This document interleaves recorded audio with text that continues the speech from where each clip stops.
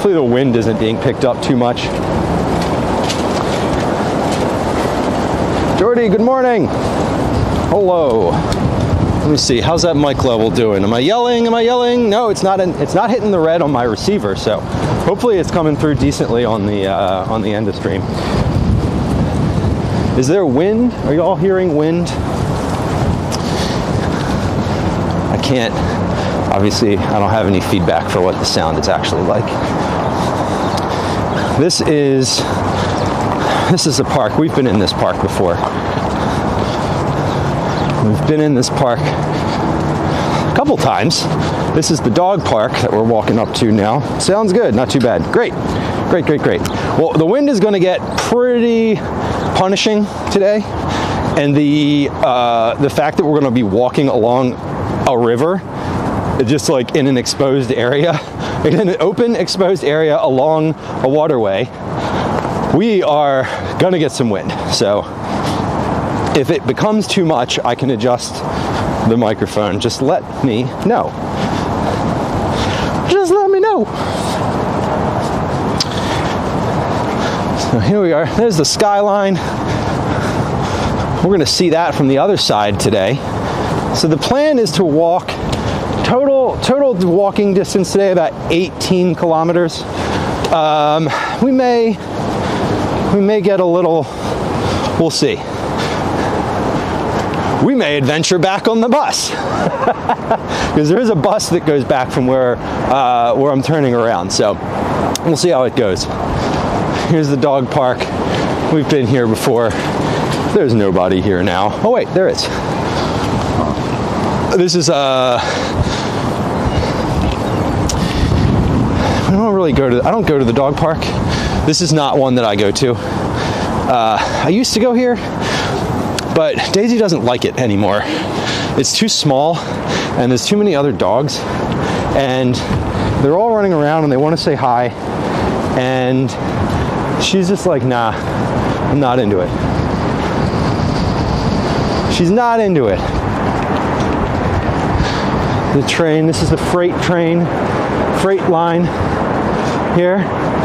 And now we're coming out onto the Schuylkill River, which we're going to be next to all day. The Schuylkill River has ice on it. Yikes. There's a leaf blowing across the river. That's cool. Just like on the ice on the river. All right. Whew. Yeah, I've got another layer in my bag.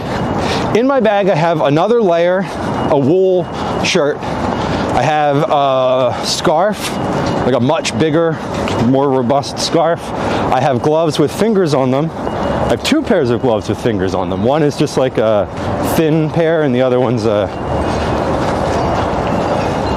a work gloves. I have another couple sets of hand warmers, and yeah, that's it.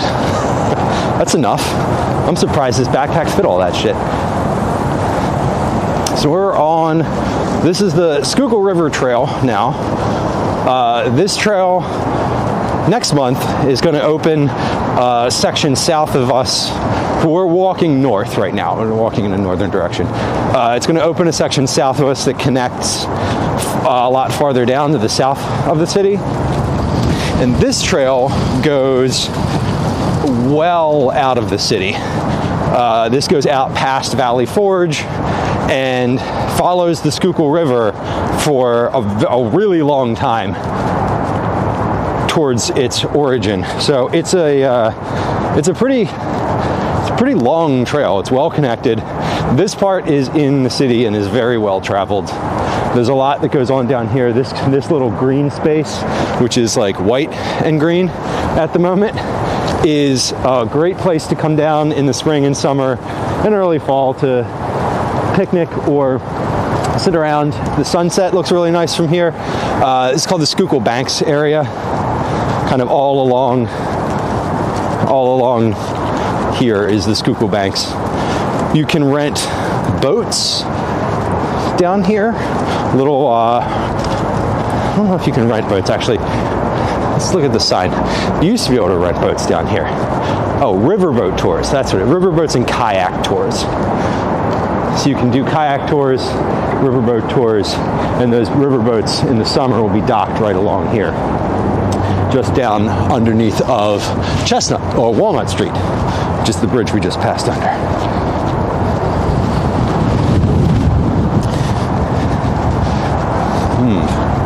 Text, I'm hungry now.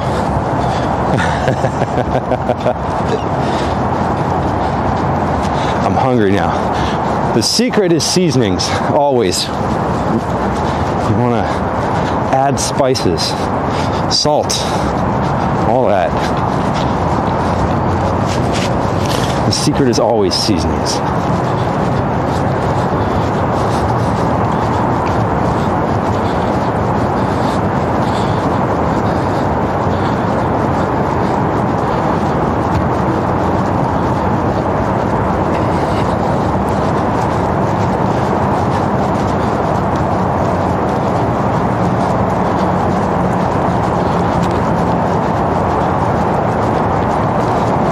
Nice out today.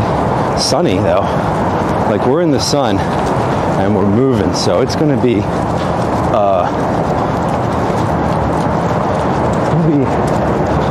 good. This is really nice. I love this weather for anything, because as long as you're moving and your blood is circulating, it feels good. The moment you stop, it feels shitty.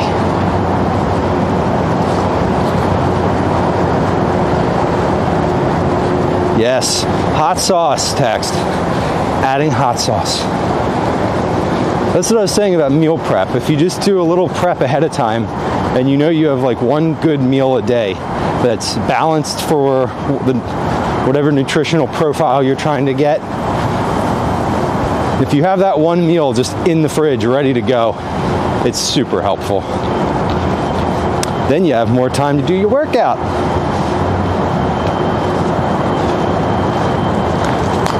Ooh, icy. This is the part where I slip and throw my phone in the river by accident. I think the Schuylkill is frozen. Not solid, certainly, but it is a lot icier than it usually is. A couple years ago, when there was a hurricane that came through, I forget which one, the East Coast, this whole area I'm walking on was underwater. These train tracks were underwater. This river flooded. It was like almost, maybe it was like 10 meters above the banks, normal banks, something like that. I'd pay money to see the accidental thrown into the river. Well, you know, if that happened, it would just be me talking and not at all responding to chat stream, because the phone is not doing anything for the stream. The phone's just chat. All the stream stuff is in the backpack. So you'd still get to hear me talk. I would, what would I do? I don't really know what I would do. Maybe we would just walk to the AT&T store and see if I'm eligible for a new one. I probably am. Megan, hello, good morning. Overnight oats, Irish Beast. I love chia pudding too. Chia seeds and some oat milk overnight. I don't really eat breakfast, but that is that's a frequent breakfast for like camping stuff and cabin trips for me. Bellis, good morning. Hello. Exeter, hello. The head of the Schuylkill, yes. Yeah, this is, we're south of where the boat races take place, but today we're going to be walking along Boathouse Row. We're going to pass the art museum and we're going to walk along Boathouse Row. And then Boathouse Row is not where the races take place either, to be fair. But we are going to walk by where all of the meets, I want to say track meets, but that's not correct. Crew meetings? Sounds like we're playing Among Us. But we're going to be all up past that area this morning too, or today. It's 11:30, so morning is relative. It's morning for me. It'll remain morning for some of you for a while. Okay, that's some wind. Yeah, we're going to be along the water, which is open and extremely windy today, so I'm just going to complain about it all day, just so you know. I'm going to, like every few minutes, I'm going to go, ooh, it's windy! Ah, it's windy! Ooh, it's so cold! And then I'll get over it and it'll be okay. But, disclaimer, that's going to happen. Kathy, good morning. Hello. Hello, Kathy, that's 120 check-ins. That's a Cookie Club entry. Can you pop that into Discord for me? Or the Stream Dump channel? Somewhere, because I'm not going to be able to write that down in this moment because of not being at home. But that would be amazing. You get a new phone plan. I don't want a new plan, actually. I don't want to say I love my plan, but I've had unlimited data through AT&T for 15 years, and I'm really not interested in giving that up.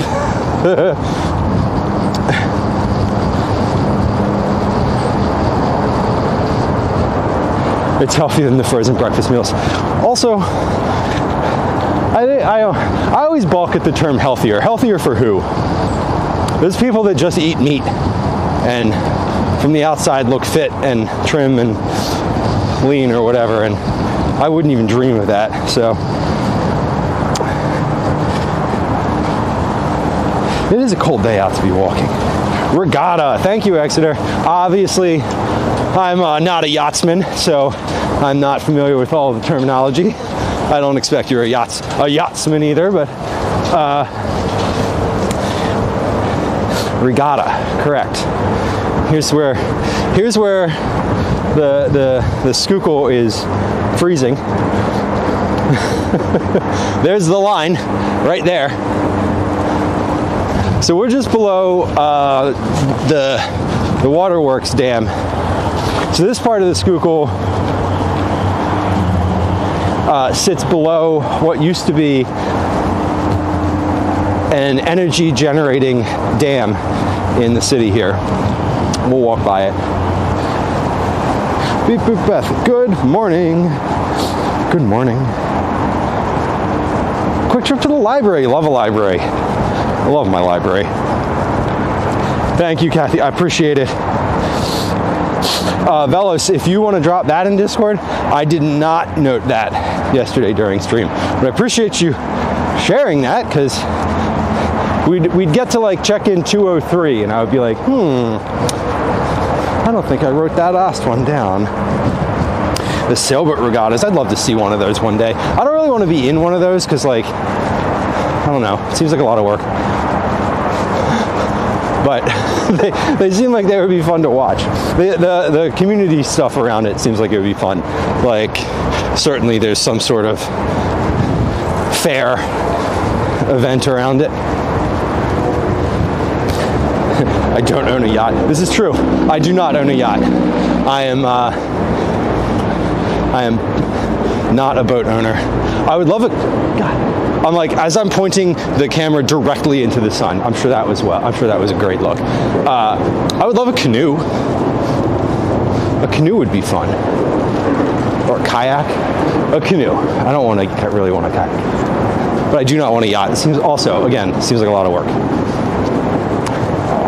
So here we go. You can see just under the bridge over here. I can see the waterfall. I can make it out, but I don't know if y'all are, if that's clear or not.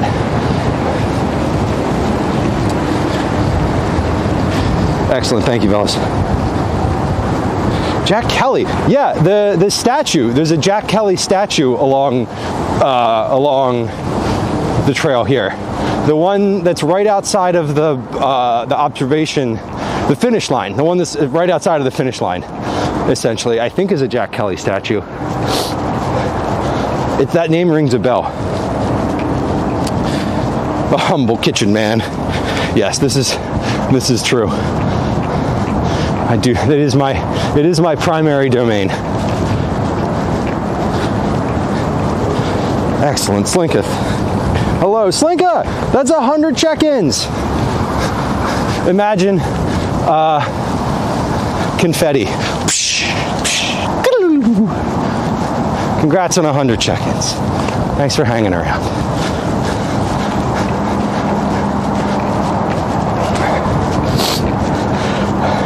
Again, that'd be a good thing to also have in Discord. Thank you, friends. The folks who post things to the Stream Dump channel are doing the heavy lifting when I'm IRL streaming. That's for sure.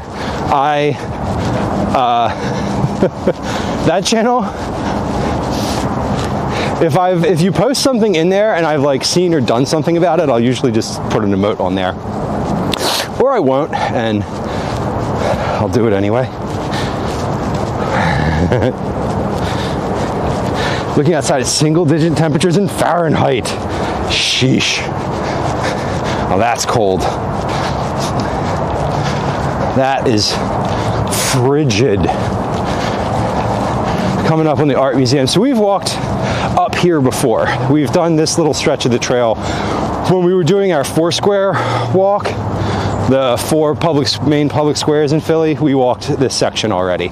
So this isn't the first time we've gone through here. It probably won't be the last, but you never know.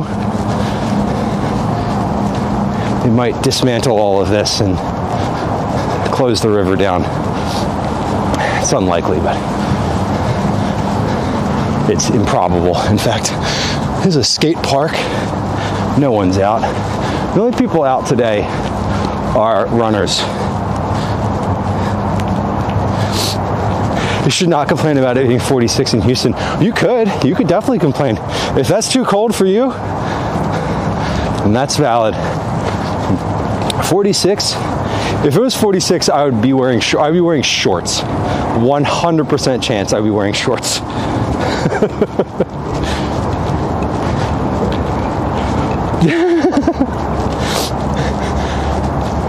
$200 hates getting beat on the efficiency side of things. I know, I just know it. Electric heater. We love an electric heater. Gwen has an electric heater at her gaming station in the basement, and it just like feeds directly under her desk and is basically the only thing that heats the basement. The people who run in every temperature are dedicated. I will say that. That is, you know,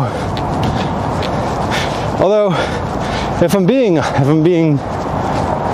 making an observation, if you leave your house, when you step outside your house and you start jogging and you're wearing decent enough clothes, right? Like you're wearing appropriate clothing to sweat in. Ooh, that's wet or frozen.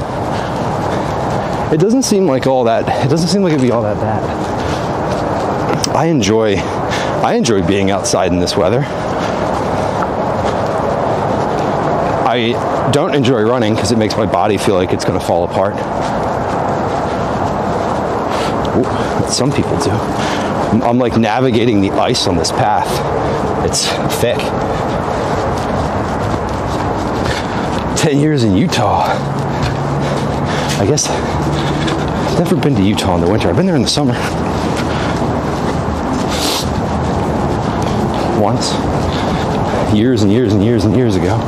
Went to Dinosaur National Monument in Utah. Spent 2 nights there in a tent.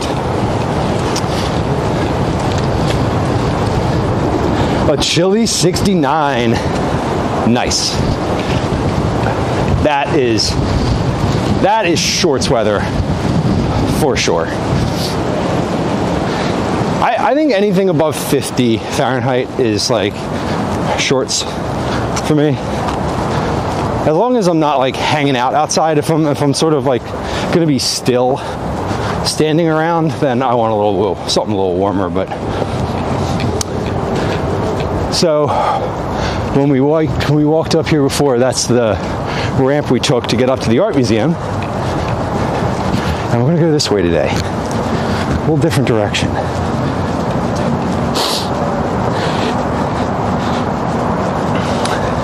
They do make shoe attachments for running. They make them for hiking. I have a pair for hiking. Micro spikes, but they would not be good for running. They're too spiky. You couldn't get, it would be really awkward. Yeah, exactly, Slinky. You warm up. That's my thought. It's like, you know, you run, you leave your house, you're warm in your house. Maybe you do a little warm up at home to get your body warm and your layers insulated. You leave your house, you start running, and you return like to your front door. So, you know, I just imagine, unless you stop along the way, you're gonna be warm most of the time. At least it seems like you would. To me, you would be. I'm counting on that as I'm walking today. Ooh. I'm wearing a cotton layer underneath though, which is bad. I can feel it. I can feel it getting colder from sweat. Yeah, the micro spikes for walking, like hiking, I love when I get to use those when they're actually on a trail where there's ice and snow. I always take them with me in the winter, but because sometimes too, when you get above elevation, like there might not be any snow at the bottom, but there might be ice up at the top. Hard to tell sometimes. Yeah, check the trail conditions. That's how it goes. Let's check, speaking of checking, let's check this out. We're gonna check the dam out. This is the waterworks. So lots of folks will book this. This is a pretty common like venue for things, events, weddings for sure.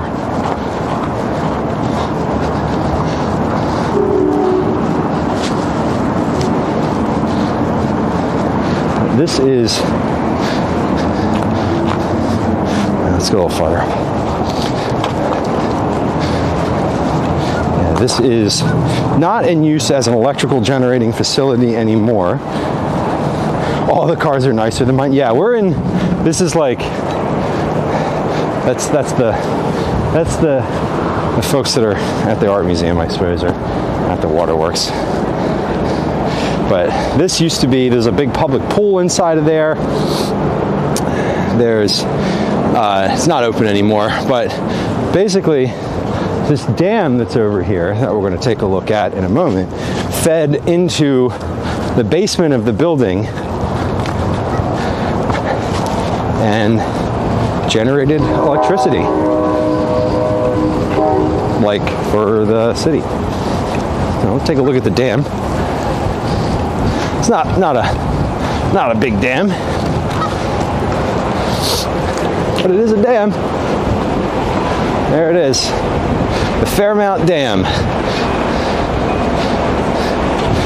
So yeah, this is the dam, and you can see it used to go, this is the big building down here. It used to go in, the water just kind of funneled into under that building, and then was used for whatever the city was using it for.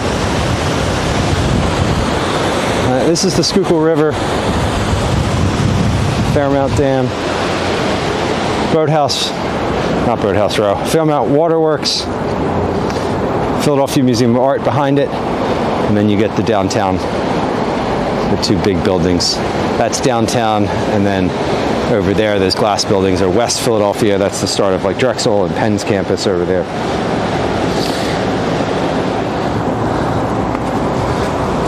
So, and there's Boathouse Row. We're not going to see it from the river, obviously, because we're not walking in the river. But there it is. There's a good view of it right at basically the end of right before the dam. We're gonna walk on the other side of Boathouse Row and see the back sides of those boathouses. We would not be going on the river side of them. And we're walking upriver towards north. We're walking north along the Schuylkill River today. Smoky Mountain National Park is like 80 at the lower elevations and iced exactly at the top. Exactly. Yeah, I mean, like, usually for any place like that, any like national park that you're in is going to have a trail condition report, and you're going to know what's at the top before you go up. But if you're not in like a well-maintained, like well-rangered national park area, can I get off this boardwalk on the other side? Shoot, I can't. I thought I could walk through there. That's not where we want to go at all. It's just like a boardwalk loop to, I don't know, look at the ducks. Okay, let's not go that way then. Usually I'm on my bike going through here, so I'm like in the parking lot over there. I ride this trail every once in a while. We'll do it on the bike in the springtime, and we'll go a little farther. We can probably go out to like Valley Forge or Conshohocken, at least Manayunk. I thought about walking to Manayunk today, but it's like a little bit farther than I wanted to go.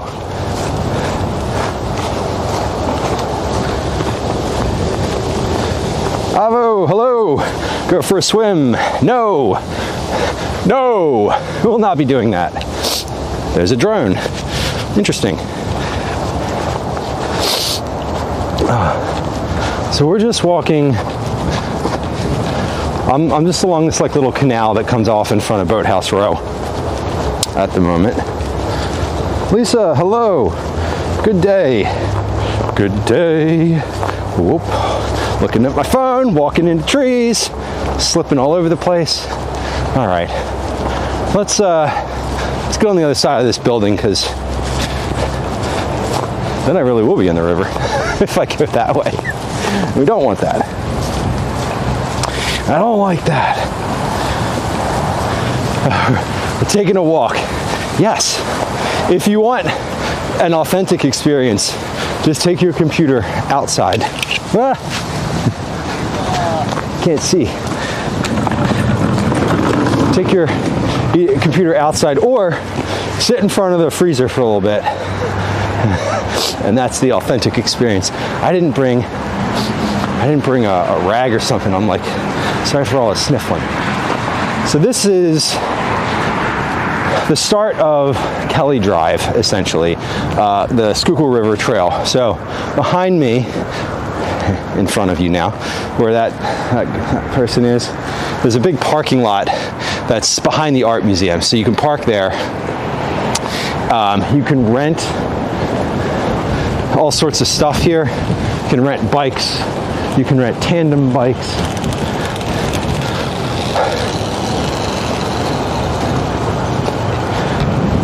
I think that's it. I said all sorts of stuff, but really it's just those two things. What can you rent here? A single, a double, a deuce, a chopper, a quad sport, and electric bikes. So you can rent a bunch of different bikes here.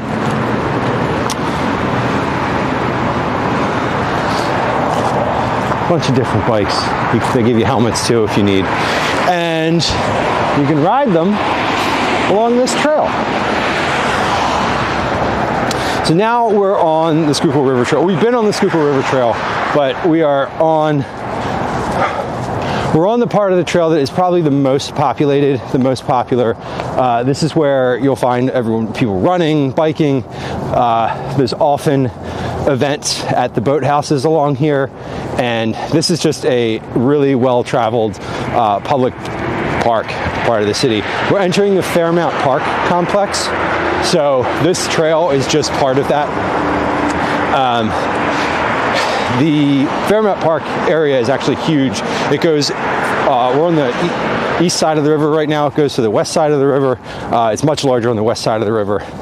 It includes things like the Dell Music Center, the Man Music Center, which is huge. There are various biking and hiking trails throughout Fairmount Park.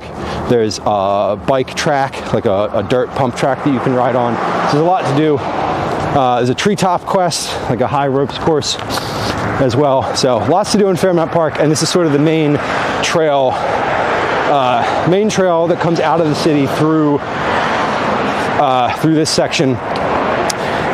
Comes out of downtown through Fairmount Park is the Schuylkill River Trail, which is what we're on now.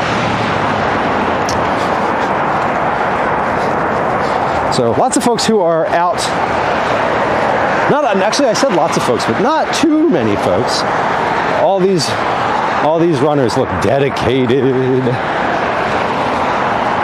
I wonder. I don't think we're gonna get a Go Birds today. I'm gonna call it right now. Unless we pass someone. The only thing I could envision is like if someone's walking in the same direction and we pass them.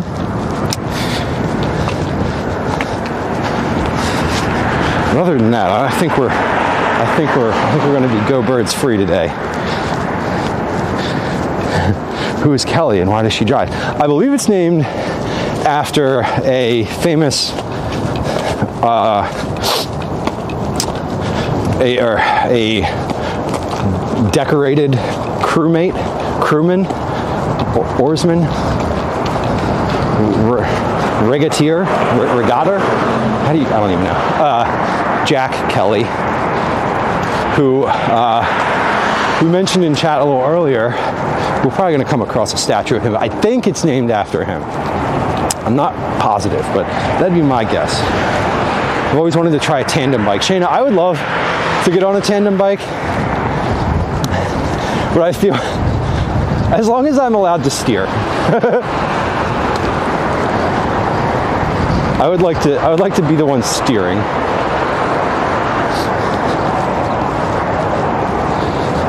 An Olympic rower, Glenn. Yeah, I think there's a statue of this guy somewhere up here.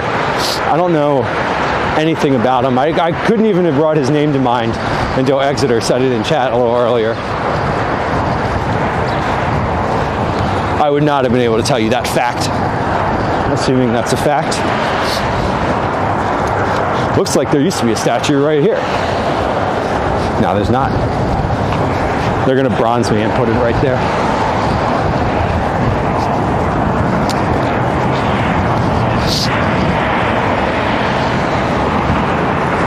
Brother of Grace Kelly. Wow. Okay. I know that Grace Kelly is a famous actress. I don't know what she was in, but I'm aware. If you were like Grace Kelly, I'd be like, that's a famous person who was in movies. Like, decades ago.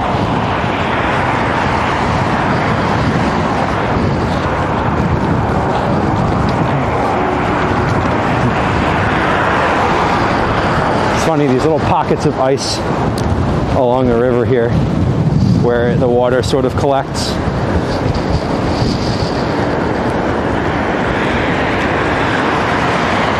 Fascinating. Ooh. And then along to the right here where all these cars are, this is Kelly Drive. So this is the path that we're on is sandwiched between Kelly Drive and the Schuylkill River.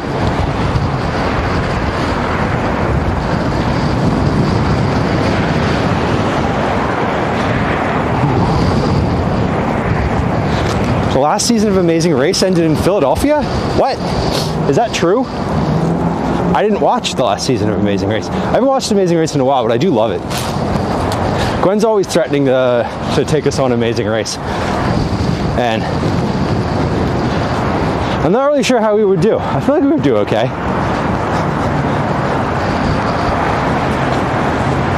I would have to trust her in things, which I do, but I could see that going poorly as well.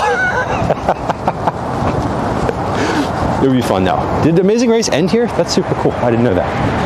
We're all along Kelly Drive. Hey, there's an ad break coming up. Let me tell you what that means. if you're new to the stream and you're not a subscriber, you're going to see an ad in about 2 minutes. That ad's going to be about 3 minutes long. We run them every hour. You don't get ads when you join stream. You don't get ads any other time except that. So those are coming up, just so you know. They're automatic. They're going to run, and then we'll be back. Usually if I'm in the kitchen, I'll stop cooking during that time, but I'm not going to stop walking because I might freeze to where I am. So if you're not a subscriber or you're lurking, just a heads up, you're going to get an ad in a minute or two. All right. So we're walking along the trail here. There's all sorts of these little like gardens and statues for different purposes along here.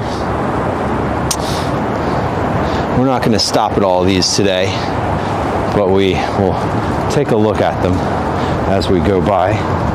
Crawdad, hello. Hello. It ended at one of the mansions. Grace Kelly was in To Catch a Thief and Rear Window. What decade was that in? Kathy, that's fantastic. I didn't know that. I appreciate knowing that. I might actually watch that season knowing that. I might just watch the last episode. Whew. I'm gonna take it easy walking along here. There's ice everywhere. Glenn, I believe we would be I think we would be okay at it. I think that the only thing that both you and I would get hung up on is the eating thing. Like the thing where they like eat like this plate of bugs. Like I don't want to do that. I'm not gonna lie. I'm an adventurous eater and I appreciate the exposure to different cuisines, but like eating a plate of like squid eyes or something like that is just not like, I wouldn't not do it, but it would be disgusting. Like I wouldn't want to. It would be so gross. But any of the other stuff I'd be fine with, like the height stuff. Navigating could be difficult, but I think it would be fun. Listen, if you signed us up, I would do it. I'm probably not going to sign up because that would require work. More little park statue situation. Mostly in the 50s. Okay. Hey. Carla, how did stream go yesterday? How do you feel? How did things turn out? I saw that you were live, but I wanted to just, how was it? How was your experience?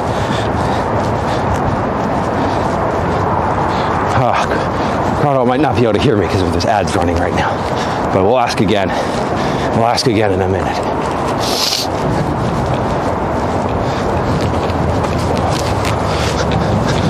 Okay, we're up well past the dam now, coming along on the main part of this trail. There's this long stretch now between here and the boathouse, like the basically the end where the boats finish their races. The Glen Ford Estate. It's on the Delaware. The Delaware River is just on the other side of the city, though. So, like, that is also a river that borders Philadelphia. So, same thing. Same thing.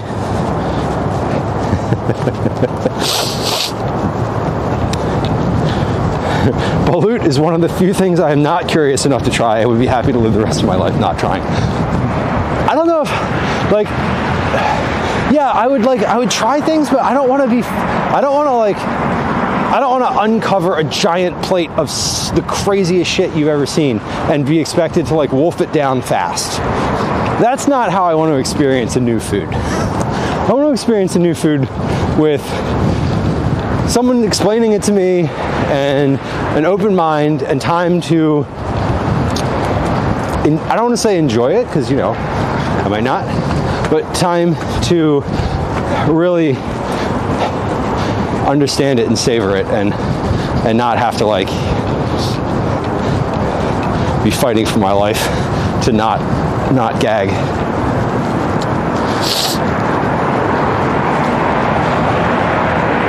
Watch the finale only. I will absolutely do that. Knowing that it ends in Philly, I would love, basically like anything having to do with Philly like that. Or whenever you see it on like a reality show, or like a couple seasons ago, there were two sisters on The Amazing Race who were from Philly, and they were my team. I was rooting for them the whole way. I think they came in 5th. Maybe like, they came in between 5th and 10th, which I guess isn't saying all that much. Boris, good morning.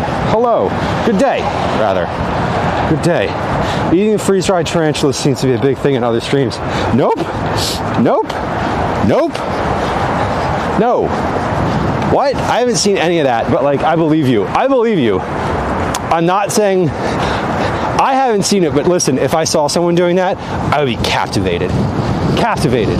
That's fascinating. Point me to a VOD. Point me to a VOD I can watch. Hey, if you were experiencing an ad break, thank you for your patience. Welcome back. We run ads once an hour instead of doing pre-rolls. I try to announce them and they're invasive. I'm sorry. It's Twitch. Go yell at them about it. See, this is why Gwen and I might get into fights. Because Gwen is exceedingly competitive. Compared, example 1 in chat. It's not about you experiencing a new food. It's about us fucking winning. Yeah, I know. And obviously I would try my best. I need you to suck it up and shout out. Why don't you try those then? I'm the one complaining about them, but I said I think that both of us would be horrible at those food challenges. I feel like I would do it, but I don't want to. I feel like a lot of things about like that. Megan, I love The Amazing Race. It's a good show. I feel like it's, I watched it like a few complete seasons, but it's not one that's really stuck for me in a sense of like Survivor and Big Brother. Like I watch those for sure. Traders is coming on tonight. If you spoil Traders for me, I'm not watching it till tomorrow. Please don't spoil it. Okay. Walking back down towards the river because I wanted to look at this, which is kind of wild. This like ice buildup down here. The wind is just pushing all the ice from upriver. Any ice that's in the river is just floating down and getting stuck right on the edge here. That's super cool. Gwen, you are gonna have to do all the dancing challenges. I don't have any rhythm, and I don't want to do that. You know what?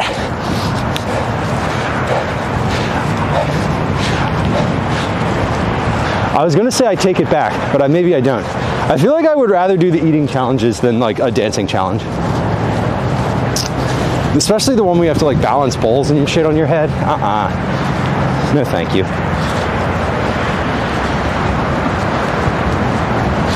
Yeah, Kathy, you don't always know what the challenge is, and you like you can guess what it is by the description, but it's like, it's never that. It's not obvious. It's not obvious. Velos, Audrey ate one? Okay.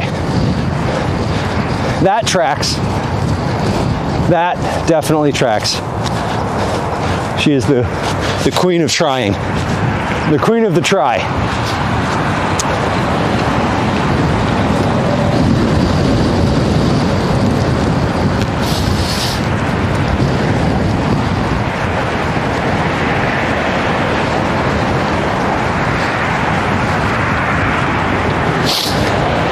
Kathy, I love when the team chooses poorly when they're when it's like a height thing and the person who hates heights has to do it, it's always like, oh no, you feel so bad for them. But like, I'm at home on the couch watching it, and like, obviously I want to see them freak out, because that makes good TV, you know? Kathy, I haven't actually looked at the cast for Traders with any depth. I know, like, Gwen told me about it. She showed me like a preview of the show at one point, and I don't retain that kind of information. So I know that Boston Rob is like on at least the first episode. I heard something about how he's got to like get in the house. It's got to be like a sneaky thing or something. But that's the only one that I retained as being actually on this show. Dr. Will. Dr. Will. Dr. Will was on. Is he on Big Brother too? I think so, yes. I can't run fast enough, Megan. Neither can some of the people on the show. It's okay. I can run, but only for like to like where that person is up there, and then I'm like, nah, I'm walking. I can walk forever, but Megan, Traders is great. I would like to know when the people in The Amazing Race use the bathroom. Yeah. Well, I think the people who are probably, my guess is that when one person's like waiting for someone to finish a challenge, that happens. And when they do the interviews, I bet they have,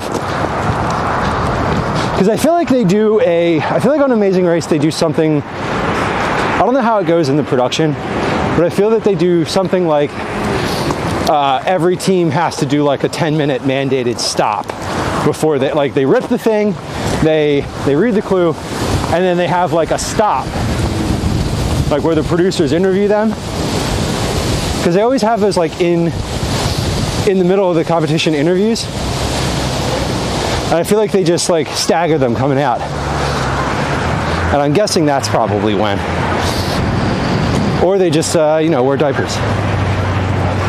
Well, there's some geese.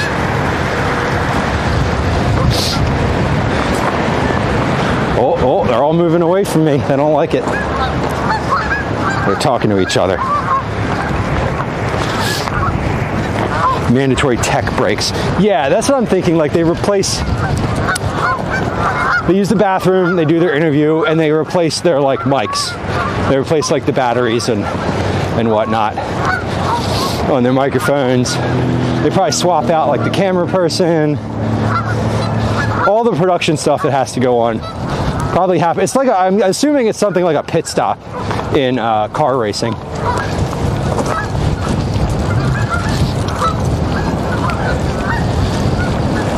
Why are there geese? Well, it's warmer than where they came from.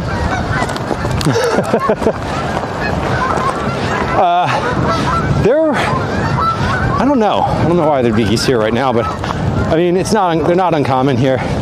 We are pretty close. We're on the mid-Atlantic migration route for most birds. Philadelphia area is. So these geese might just be here for a little while. They might just be having a layover. Who knows?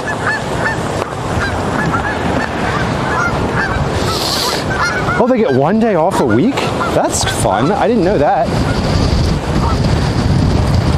Do they get to pick where they are when the day off happens? It's like, congrats, you're in Antarctica. Sad trombone. Yeah, Kathy, that's what I'd imagine. Just like each leg. Because, I mean, a mic battery will last you. One of those lavalier mics that they're using with a little pack on there, that's going to last all day, for sure. And they're not producing it live, so it's just getting stored. It's not transmitting anywhere. There's no like broadcast signal. It's just getting stored in the pack. I'm guessing. I don't know. I'm not a producer on The Amazing Race. Obviously. Let's take a turn around here. That's just where we came from. There's all those geese. So we're getting out of the city. We passed that one building you can see at the beginning of stream. That was part of the buildings we passed. So we're making our way. We're definitely not halfway there, but we're moving.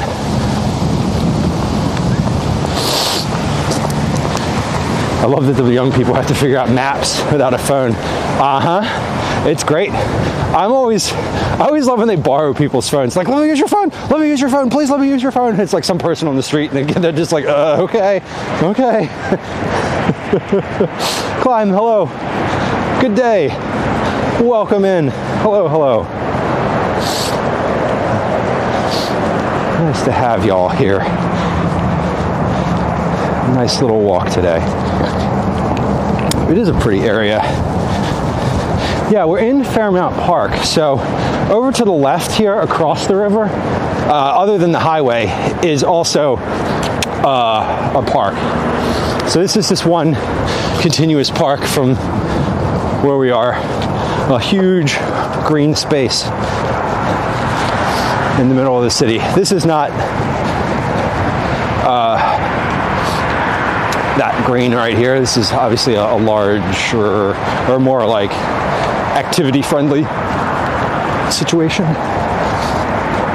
But if you're over in the West Philadelphia, in Fairmount Park, there's some parts of it that are wooded and a little bit more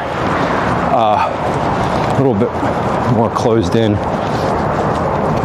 And then there's the Wissahickon part of that park system, which is a woods with hiking trails and a river through that as well.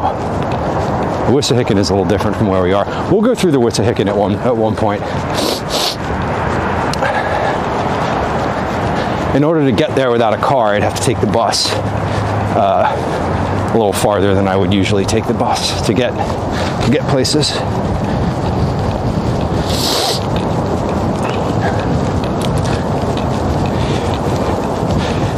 Kathy, they get a tech break on Amazing Race every 8 hours. Yeah, I know they have a I know they have a camera person and like a producer, or like there's a two production crew for sure, because you can tell. I mean, obviously they're filming. Someone's filming. It's not a live stream. That would be fun. Amazing Race with like no one around you, just like your backpack stream.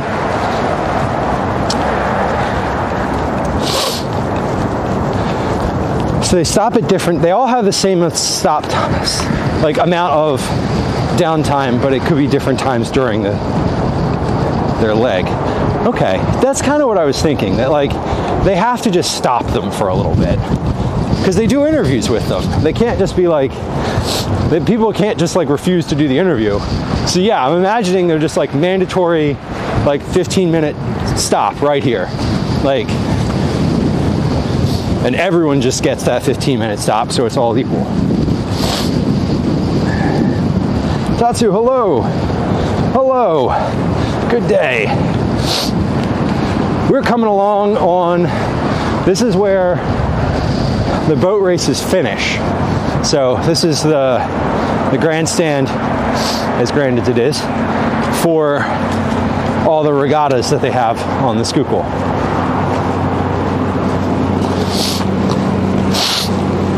Excuse me.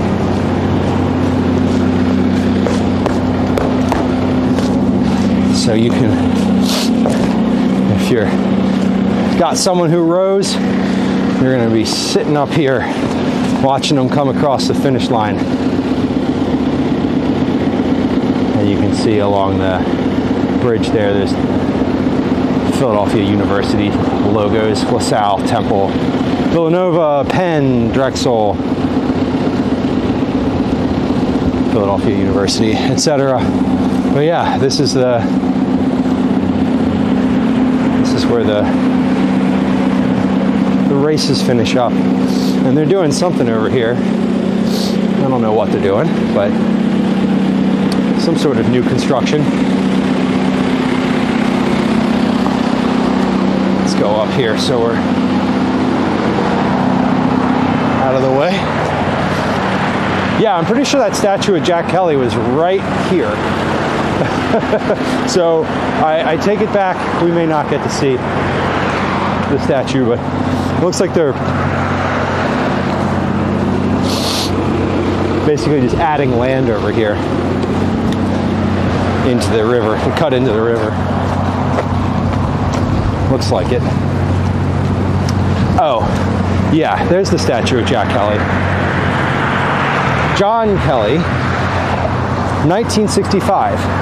Great champion oarsman John Kelly appears in a single skull in this bronze monument, erected by the Friends of Jack Kelly. Native Philadelphian, Kelly was a 3-time Olympic champion in men's rowing, winning the gold medal in singles and doubles in 1920 and doubles in 1924. Father to actress Princess Grace Kelly, and John Kelly Jr., also an accomplished oarsman. The family was active in Philadelphia's political, sporting, and civic life during the 20th century. So, if there weren't a box around it, that'd be a statue of the dude that this road is named after. Cool. I had the location of the statue correct. I did not anticipate it would be in a box. That's okay. The statue's not why we're here today.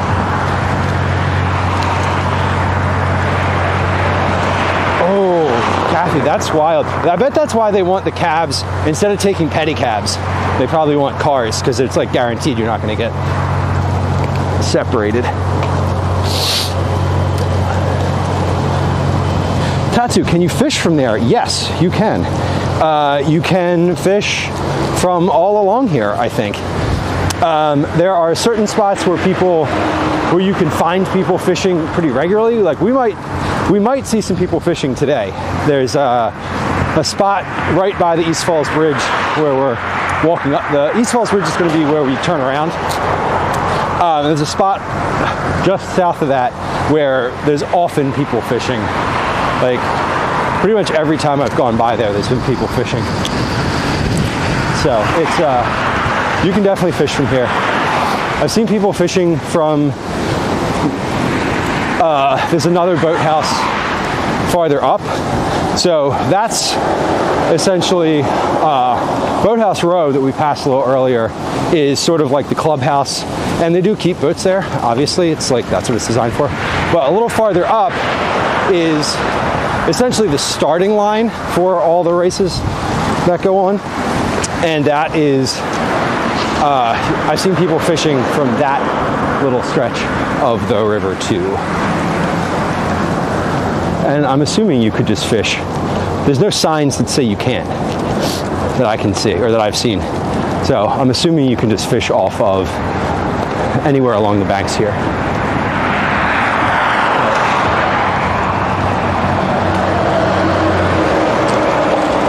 Capture the bleachers. I've never actually seen a regatta from the bleachers.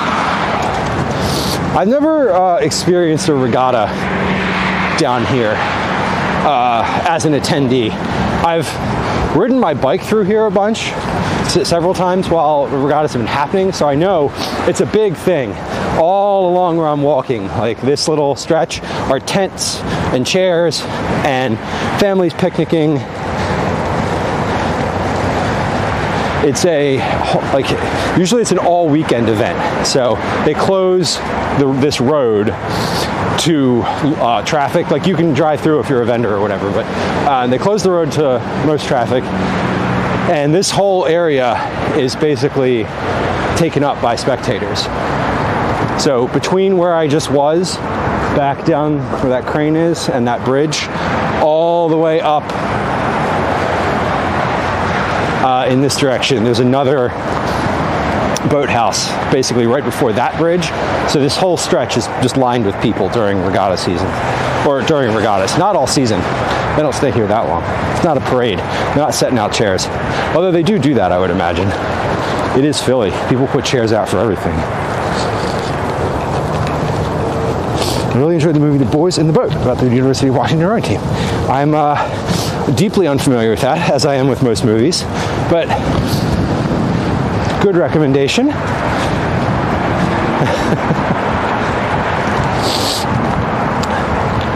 Suga, hello, good morning, or good day. How are you guys? I'm doing good. I'm doing great. Thanks for saying hi. It's a brisk morning in Philadelphia. Is it morning? It's not morning anymore. It's 12:20. It's a brisk afternoon. It's like just about freezing here right now. It might be 1 degree above freezing, but it might also be 1 degree below. I don't know. It's cold and windy. We're along Kelly Drive, along the Schuylkill River, just out of the downtown area, but still very much in the city.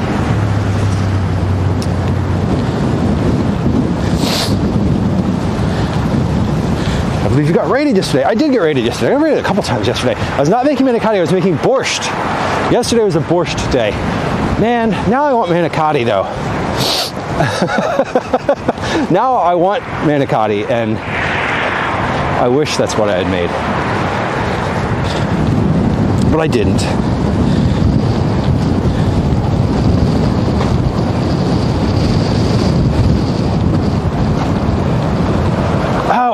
Oh, my bad. Sorry. I thought you were talking about me making manicotti. I am mistaken. Regardless, manicotti sounds amazing. I would eat that. I would eat a lot of things that are warm right now. These fingerless gloves are really holding up though. Like, my circulation is just good enough that my fingertips are staying warm. Favorite dog dad, good morning. I saw an amazing dog this morning. I wish it was like 2 minutes before I went live. There's a Rottweiler named Reggie, who's a therapy dog over at Penn Hospital, and he was just the friendliest dog.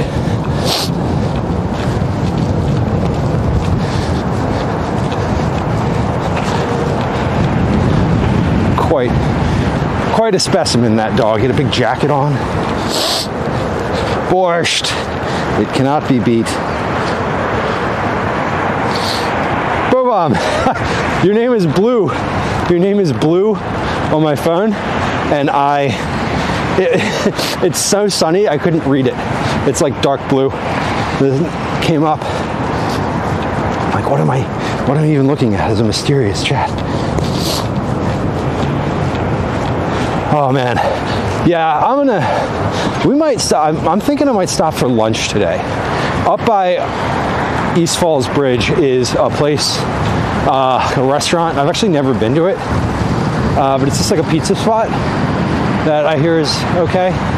So I might grab something to eat there and warm up for a little bit before we walk back. We'll see. Probably get there. I don't know. I don't actually know how far it is, mileage or distance-wise. There's still a little ways. I know mentally, like I can envision what is past this building, so we're not quite there. I don't remember how far it is distance-wise. Like I said, I'm usually on a bike. Ghost chatter, exactly. Yeah, I'm wearing sunglasses too, so like that doesn't help. And the sun is behind me and directly on my phone screen. It's actually difficult to see anything, so. But now I know.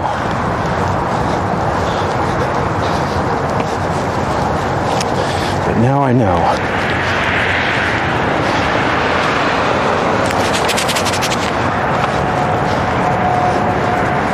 You know, these hand warmers never warmed up. They're still just cold. Little hotties indeed. Dog dad, I know. He was like, he looked at me, he like gave me the look. He didn't like, he was very approachable and just like super friendly. And as soon as I was like, can I say hi to the owner, he leaned on my legs and just like demanded to be scratched under the chin. And I was like, I am going to just take you home.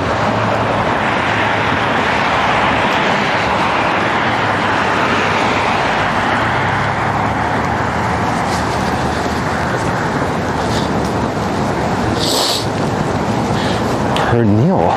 I am very unfamiliar with that. Is that Puerto Rican? What does that entail? Loose Teal's a dog. I just wanted this. I like wanted to keep petting this dog. You ever just like are pet an animal and they're receiving it so thankfully that you're just compelled to keep going? Like, I felt that. He was just a delight.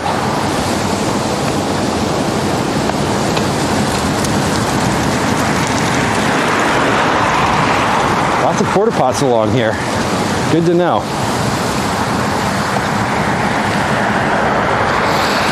Roast pork. Okay. Those two words together are usually pretty good, regardless of your methodology. So I was saying, this is another, I'm guessing this is Temple's boathouse because it's got all the Temple University flags out front. But there's another boathouse along the river.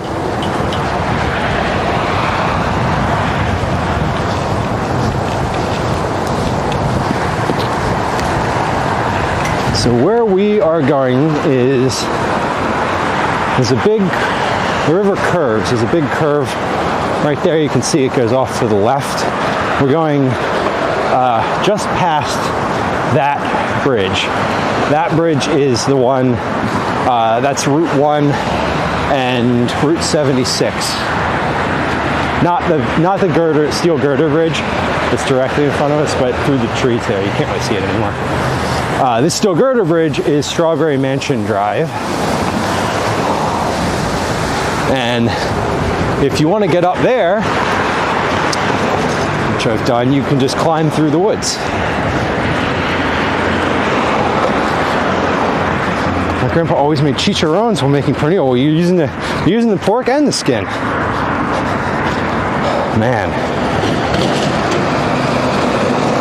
those are so good. Cardo, what's your favorite shop to pop into? It depends where I am. Really anywhere that has a hot beverage and a pastry is ideal. If I'm out around the Center City area, occasionally I'll pop into the La Colombe off of Rittenhouse or Last Drop. I think Last Drop at 13th and Pine is perennially my favorite coffee shop in the whole city. It's one of the first places I ever went. The first time I ever came to Philadelphia. And I went there occasionally during school, and it's still open. It's still the same owner, same dude owns it. He's been there forever. And it's centrally located, so if I'm going in Center City, I would say Last Drop. They have good hot beverages, they have some sandwiches, and they have pastries too. And this place has some good advice here. Don't box away your love. All right. It is good to use the odds and ends. That's good. That's good stuff. Yeah, cut a little skin off, fry it up. Chicharrones. Someone I know in Philly has a dog named Chicharron, a little Chihuahua. It's a good name for a dog. Calls him Cheech for short.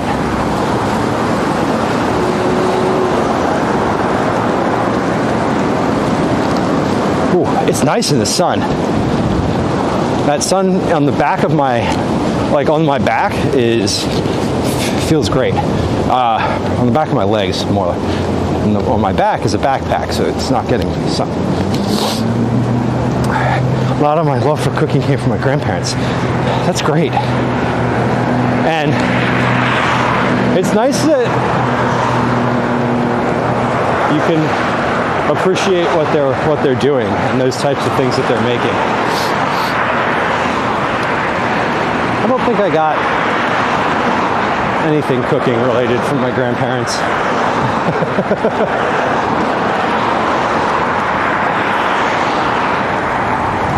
Yeah, I'm pretty sure I did not.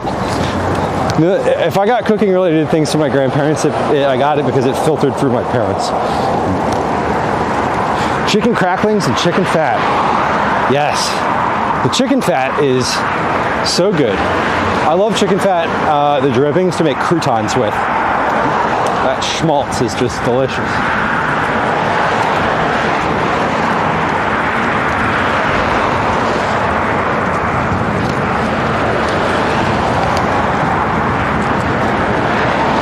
So we're coming up on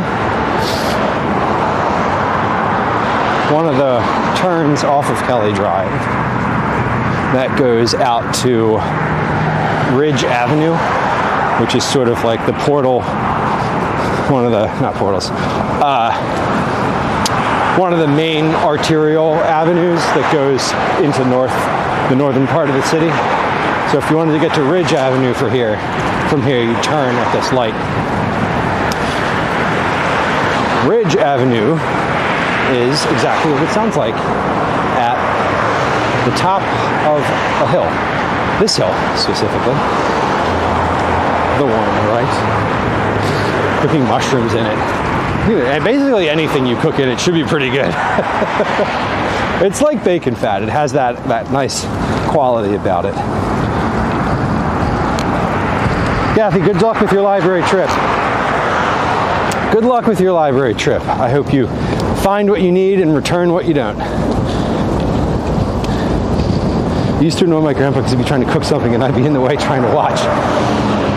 You know, I have to believe there was some part of that experience for him that he found joy in. Because anytime a kid sort of takes interest in something that you're doing as an adult, it's always a little bit of a glow up.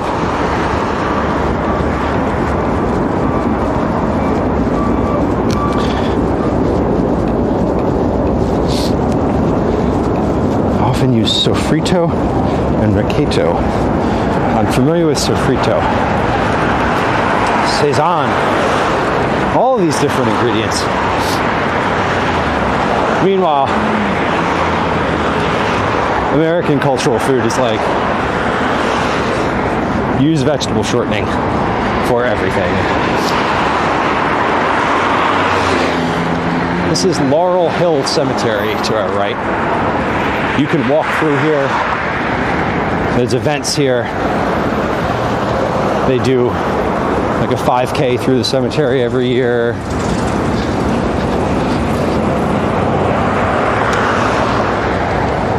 In October, nonetheless.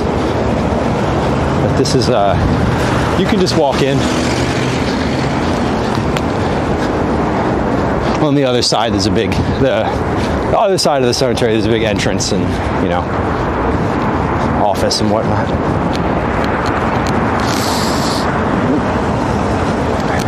Having people take interest in what you're doing is validating, Carlton. I agree. I mean, I think for me, like with cooking, Calvin doesn't generally want to be helping. Like, he's not a big, like, let me be in the kitchen, let me help.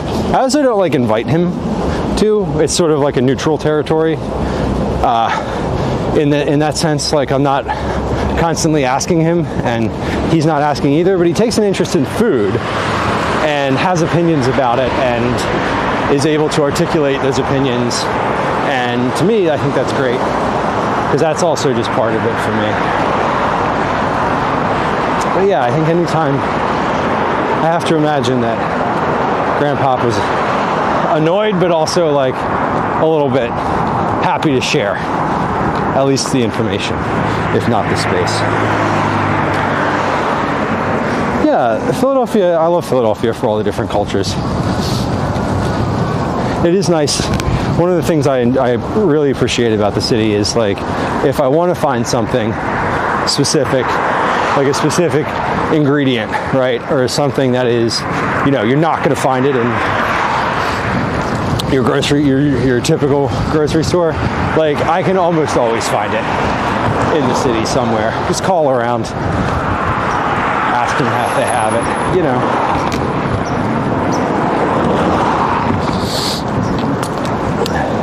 I remember when my grandpa and grandma were in the kitchen and they always had reggaeton and bachata playing. They're dominant, and it was genuinely an awe to see. That's great. That's a great memory.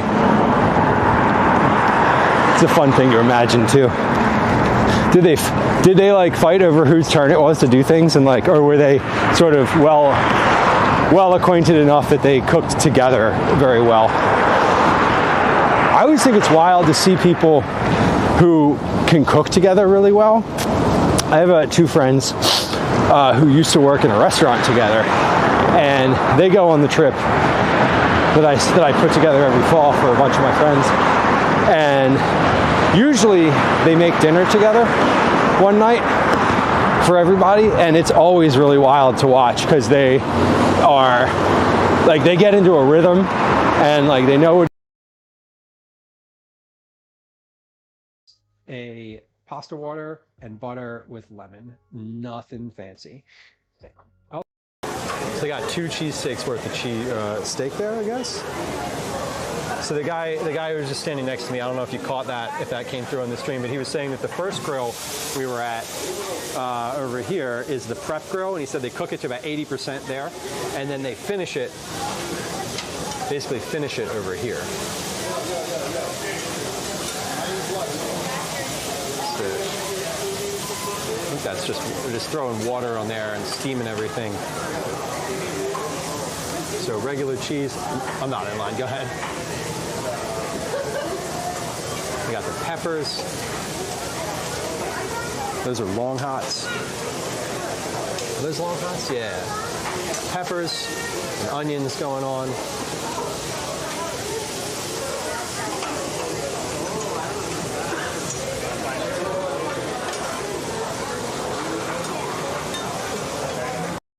Maybe I did.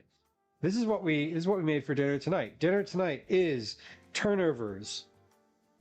Cal, you want to listen and I'm going to tell you what's in these? Okay. Dinner tonight is turnovers. Turnovers are made with puff pastry. They have mashed potatoes. The mashed potatoes have dill and chives. The pastry also is filled with corn, Monterey Jack cheese, and pesto chicken, as well as some salt and pepper. The corn was boiled. It has nothing on it yet. It will have butter. It will have butter and Old Bay.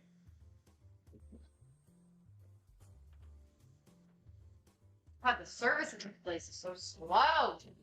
Customers are crappy too. There we go. All right. Pepper, Parmesan, turkey, and that's pretty much it. Then we have a pumpkin pie. This is a pumpkin pie. The crust is homemade. The filling is roasted, home roasted pumpkin. It's not from a can.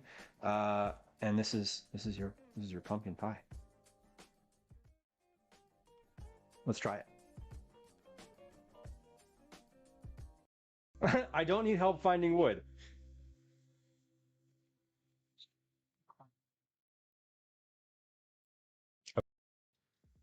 That's gross. No, I do not want wet,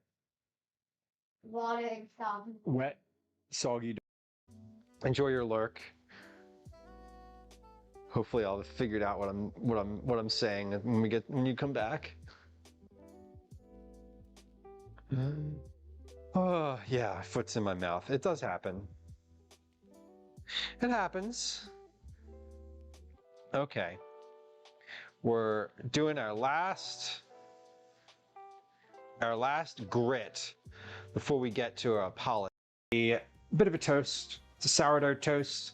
Sourdough toast is topped with beans, white beans, cannellini beans specifically. They were cooked in the Instant Pot with vegetable stock. On top of that is a sauteed spinach that has salt and pepper on it. The rest of the bean water was used to saute that. And then we have tomatoes, a salted peppered tomato on top of that. And then on top of that is some Havarti and dill cheese. is easy. Not a ton of complex stuff in here, just some good like springtime tomato, spinach, and oh yeah, I grilled the sourdough. The title of this is Do You Think You Saw Us? Oh, Calvin just brought me a book that says that the title of this, somewhere to go. This is dinner. If you like food, this is when you look. This is a lentil and tuna bolognese.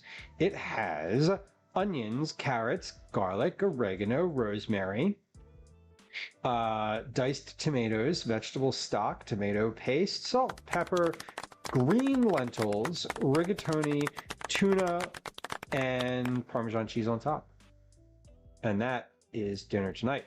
This was a favorite of mine from whenever it was that I made it. I'm pretty sure Liz posted this recipe or sent me this recipe. But this is pasta. This is Jeopardy. Just kidding. This is soup. Okay, I think that's back. I'm pretty sure it's back. All right, scene switch to ingest. All right, cool. Okay, I have no idea what just happened. The transmitter, the unit that I'm using, everything was on still. It just showed that it didn't have any cell phone. Anyway, if it drops again, I don't know. I'm thinking it might be the cold. Like, the unit is on the outside of the backpack, usually because of overheat, but it might actually be a little too cold for the I wanted to move it inside, but we'll try to do that. I think we're going to stop for like 5 minutes, so we'll do that when it's cool.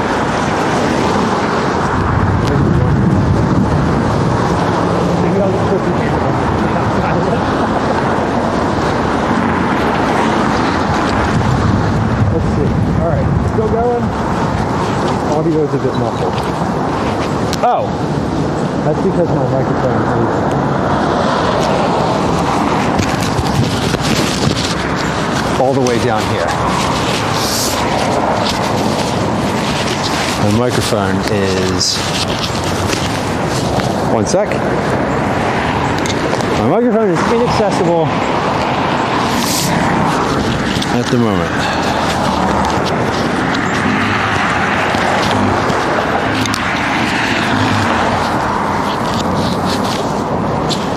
Okay, we got it. All right, that'll.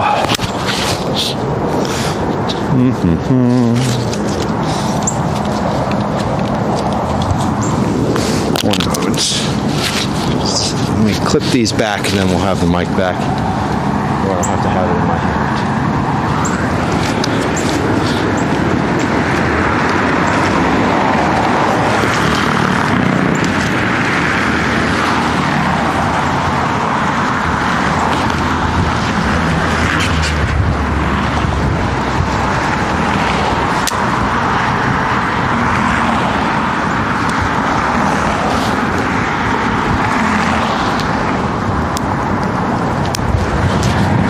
Okay, and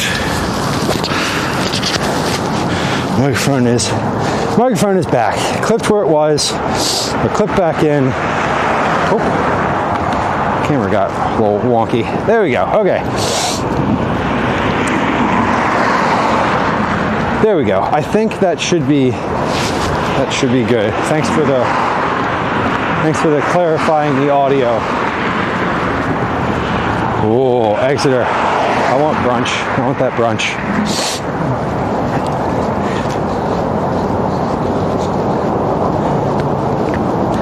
I can hear the cars and wind. Okay, here we go. We should be good now. Sure, enjoy the rest of your day. Breakfast burgers. Any burger's a burger if you eat it. Any burger's a breakfast burger if you eat it in the morning. Hasta luego, indeed. Thanks for popping in. Okay, we're almost to the East Falls Bridge. So I think what we're going to do is hop in, we're going to head up to the East Falls Bridge, we're going to walk over to the middle of it and take a look upriver and downriver, and then we're going to come back and grab a lunch, some type of lunch at In Riva,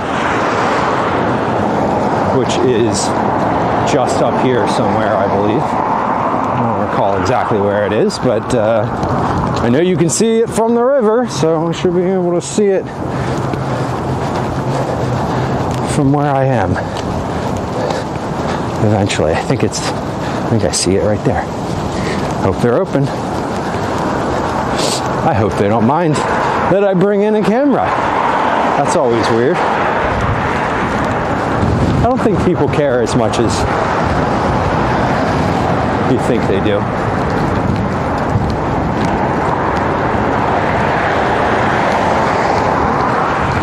So we've left downtown completely behind us, and we are in the East Falls section of the city.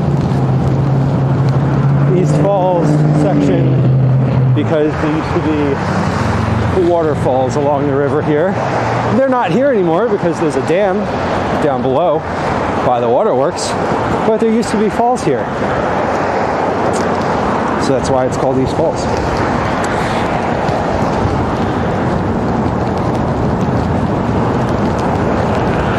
And this big, tall bridge up here is 76, which is one of the main highways into and out of the city. If you're traveling to Philly from anywhere, you're probably going to end up on 76. And Route 1, US Route 1. If you follow it in that direction, it goes to Maine. And if you follow it in that direction, it goes to Key West, Florida. We're, however, not going in either of those directions. So earlier I was talking about places where people fish. And this stretch of the river, basically right here from that bridge, all along this rock wall here, up to the East Falls Bridge, is almost always there's people along here fishing.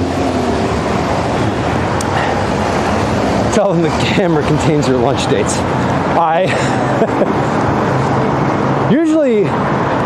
So far when I've encountered people in the wild, and I just say like I'm live streaming, they just like want to say hi.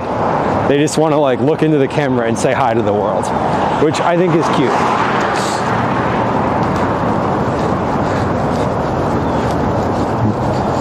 Ooh.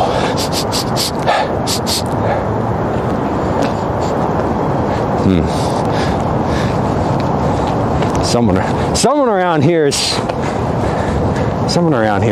smoking weed. It's not me, but someone. Robbie, good day. Hello. How are you? Happy Thursday. It is Thursday. Thursday came quick this week because Monday was a day off, and that sort of threw everything. Day off of school. School was canceled on Monday, so I say day off, I mean it was like there was no routine on Monday. It was just more of the same. There it is. Thank you, so far. We are, I don't know where that one came from, but someone was enjoying their early afternoon. Could have come from anywhere. There's wind. So we're heading up towards East Falls Bridge. If we pass this, we're now on the next stop after East Falls is Manayunk, where it's sort of it's part of the city of Philly, but it's almost like its own little town, its own little like fraternity row, as it were. Is cannabis legal in Philly and Pennsylvania? Medically, yes. Yes, it is. Recreationally, no, it is not. In Pennsylvania, it is. In Pennsylvania, it's legal recreationally, or no, sorry, it's legal medically in the state and the city. But in the city of Philadelphia, it's decriminalized. So effectively, like, there's no legal market for it if you don't have a medical card, but like, if you get caught, the biggest penalty you can get is, I think, $100 fine, and then they like take whatever you have on you or something like that, obviously, but it's not something that anyone cares about. Functionally, like, you still have to be a little, you know, cautious about it. It's like smoking cigarettes. You don't want to smoke cigarettes around a bunch of people who don't want you to smoke around them, you know, but like, functionally, as long as you're not being obnoxious about it, no one cares. And it really doesn't get enforced at the like individual level. So this is the Falls Bridge we're coming up to.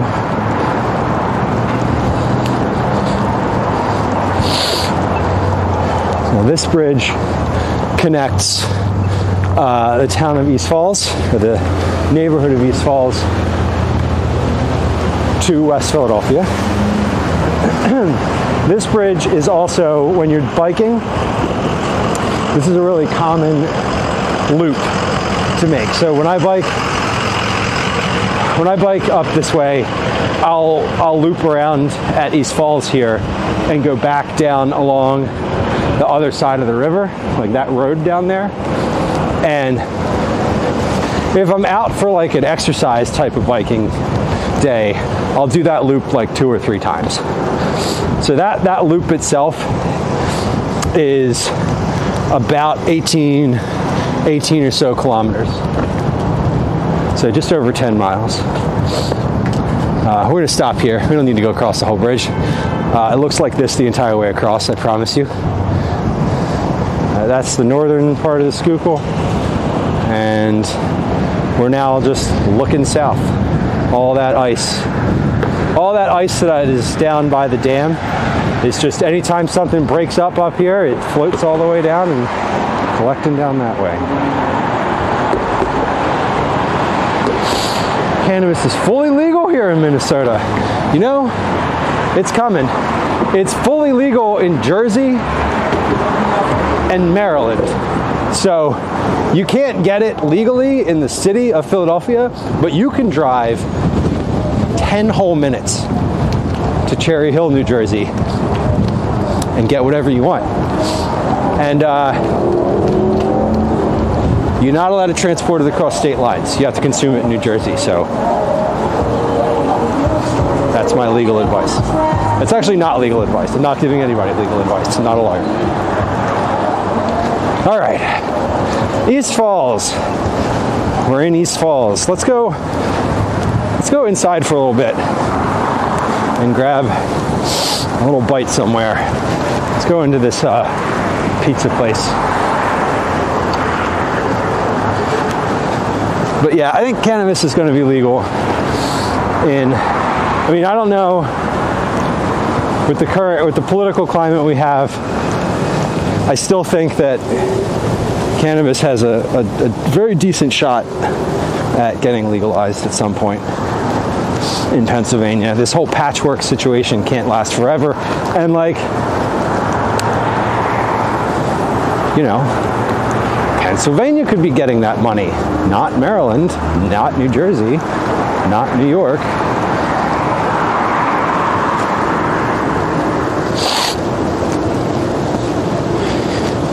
That's true, Exeter. I love that. As it should be.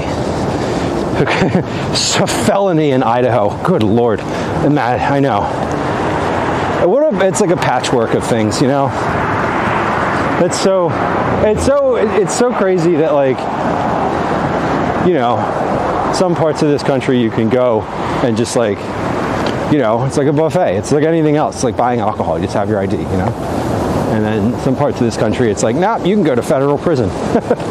Actually, technically, you can go to federal prison anywhere for that, but it's not really as big of an issue these days. If you are not a subscriber, I'm going to give you a heads up. Maybe you're lurking, maybe you are lurking, listening, whatever. There is going to be an ad break that starts in about 2 minutes. That's going to run for 3 minutes, and then we'll be back. We run ads every hour so that there are no pre-rolls when new friends join the stream. If you joined the stream and didn't get an ad, that's why. Anyway, just a little heads up to anyone who might be new, anyone who's lurking, or anyone who's not a subscriber or a Twitch Turbo member. That is what's going to happen here coming up pretty soon. I am going to cross the street here, back here, where there's a crosswalk, because crossing Kelly Drive is dangerous, like in general, and I'm just looking ahead. I'm like, there's no crosswalk all the way up there. I'd have to go way past the place to get to a crosswalk, so we'll cross here. Let's do that. Capitalism is taking a weirdly long time tapping into this huge market. I know, right? I saw something the other, I heard or saw a statistic the other day that in 2023, a higher percentage of Americans were consuming cannabis daily than were drinking daily. And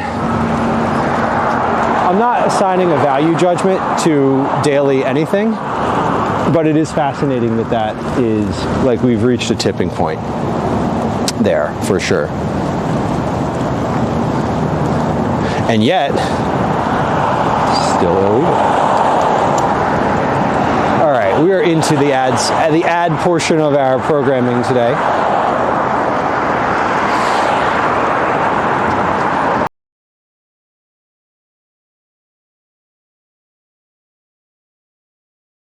Closed, and Tuesday was the last day, and he was like, "Can we go to the pool today?" I was like, "Bro, it's 17 degrees outside. You were in the pool yesterday, and you told me how cold it was." River tubing does sound fun, though. I agree. I was just thinking about river tubing literally 10 minutes before stream started. I was looking up information about river tubing. Okay, let's pretend that never happened. Let's say it all again. I did. And this, before I cut it, I'll show you. This is a galette. It's finished. It has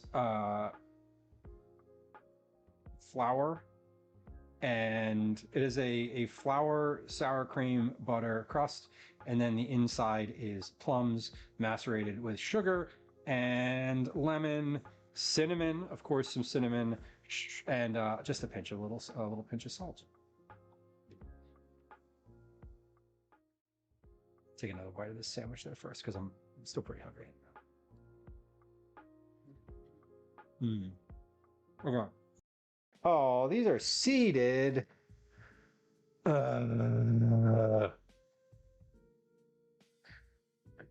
Who bought seeded grapes? Seriously. It was me. I bought seeded grapes. Go ahead and take some Midol, or Motrin. Whatever. No, Motrin for Calvin. Oh my God.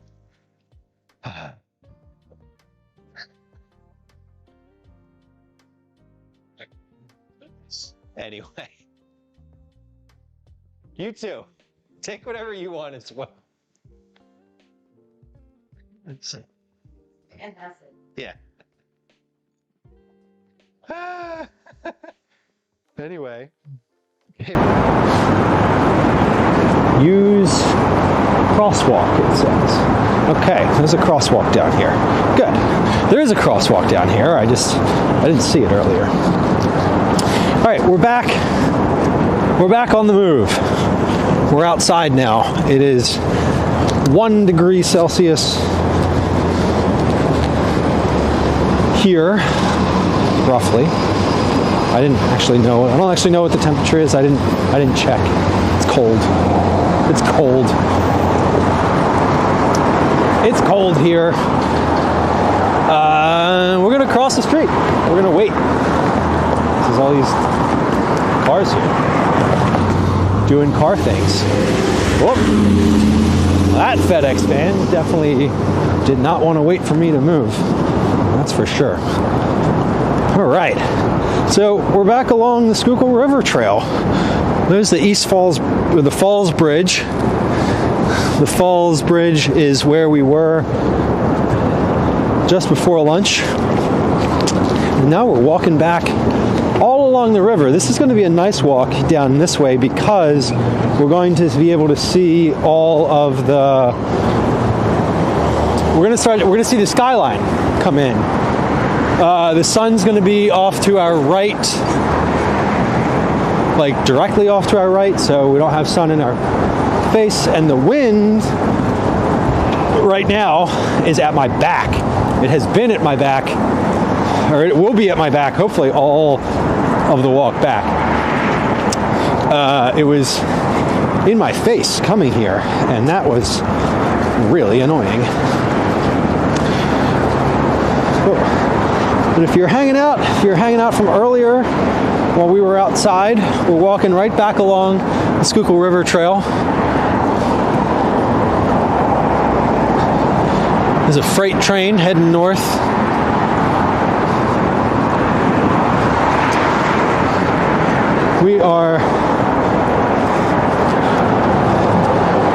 We're back. Product and back. We are back. We just started walking again. That's where we had lunch. Just past that bridge there, that building right there with the little lights on it. I meant to show you the porch before we left, but I didn't. Sad trombone.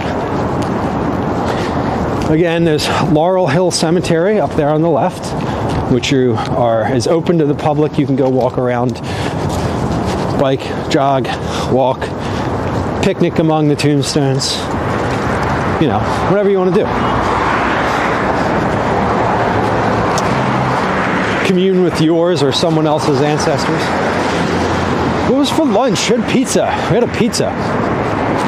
It was margarita pizza with arugula and white anchovies. It was very good. I liked the crust the best. It was thick, but still was crispy on the outside and chewy on the inside. It managed a nice balance. And the dough was very good. The dough was salty too.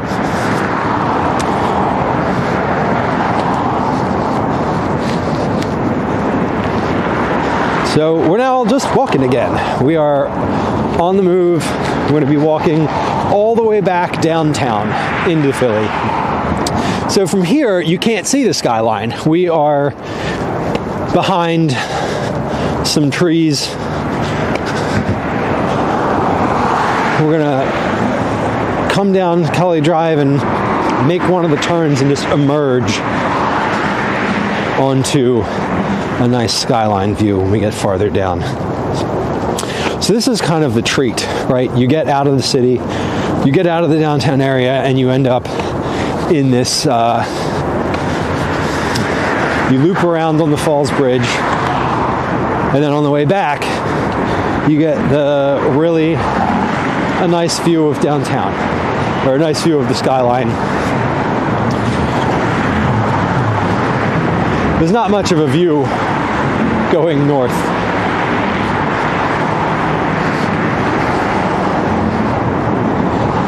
Man, this road is wild. It's dangerous. It's curvy, and there's no shoulder. There's zero shoulder. And people go real fast down this road, and it's fun to drive on, but it's also scary to drive on because, like, other people. Other people are always the scariest part of anything, really.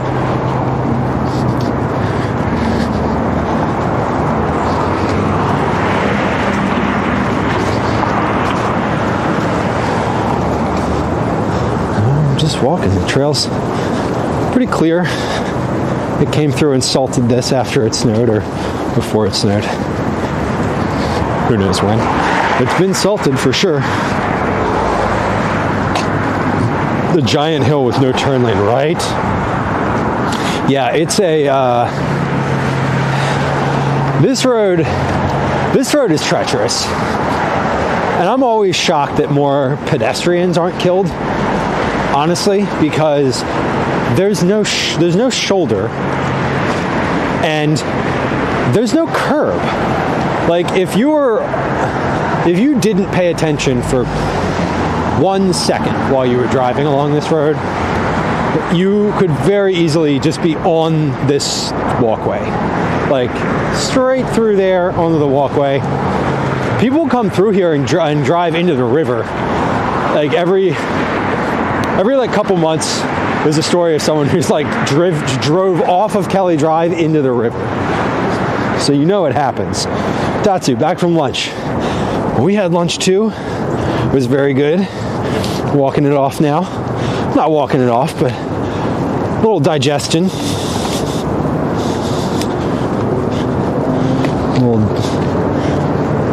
A little digestive walk.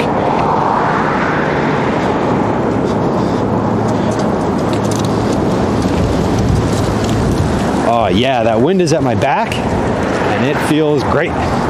It feels like I could jump and have it propel me, which I know is not true, but it does feel like that.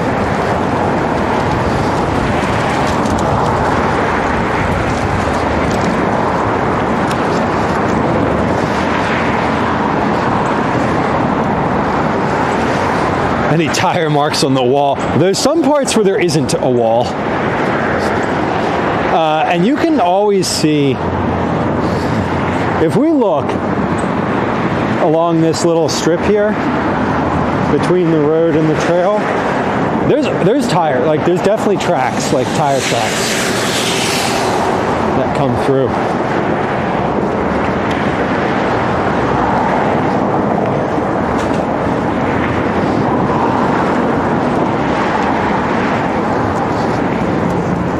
Might want to try for science.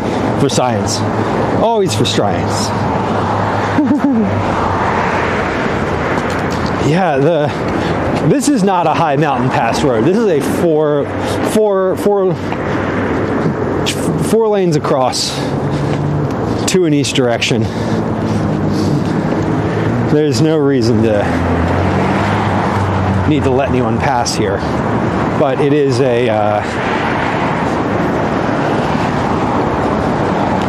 it's a fun road to drive on. Like, if you enjoy driving, it's a pretty road to be on. What I was saying about the views on an out and back hike, which is kind of what we're doing today. We're going all the way out to the Falls Bridge and coming back. The view is always very different. Like, in this direction, you can really see that there's a cemetery there. Like, going the other direction, if you don't look back behind you, you don't see all of that up there. You just see what's on the hill. You see these like 2 mausoleum-looking things and nothing else, and maybe that obelisk, but you can really see there's a cemetery there now.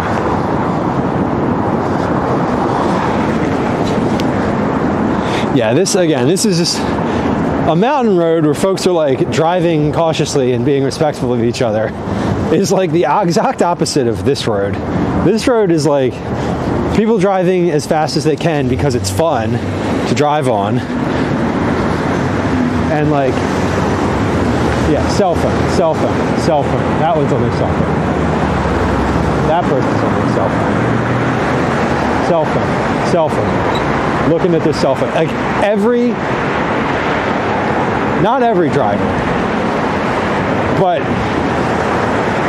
I'm just looking at people driving by and they all have their cell phones in their hand. Insane. I heard a news story this morning about how BMW is putting some new thing on their like a heads-up display a new like digital heads-up display in their new model cars, and like they're hoping it'll avoid distractions in the car. And I'm like, you're literally putting something in front of someone's face. Like, the distraction would be putting your phone in a case and never touching it while you're driving. That would be the distraction-free situation. DJ Harley, hello. Good afternoon. Good afternoon. Let me stop looking at my small screen for a bigger one.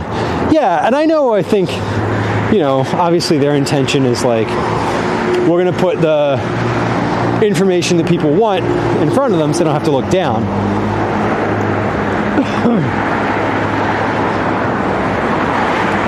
But like,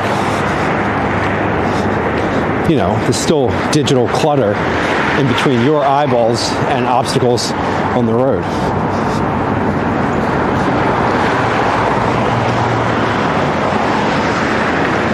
I mean, I feel like everyone who drives now is guilty at some point of looking at their phone while they're driving. I know I am. I mean, who hasn't like changed the music on their phone or like typed an address into the GPS, you know? Like that's, even that is distracting. But I'm pretty sure that the 7 of 10 cars that pass me on Kelly Drive where folks are looking at their phone, they're not all doing those minimal things, you know?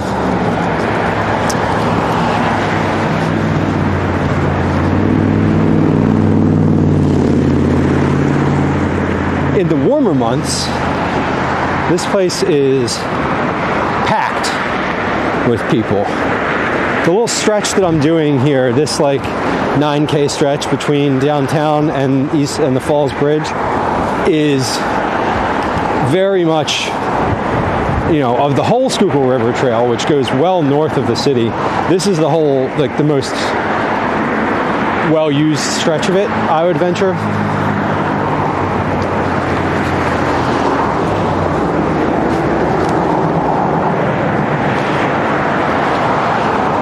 Usually there are, you know, I haven't really seen any bikers today. I'm noting there's no real,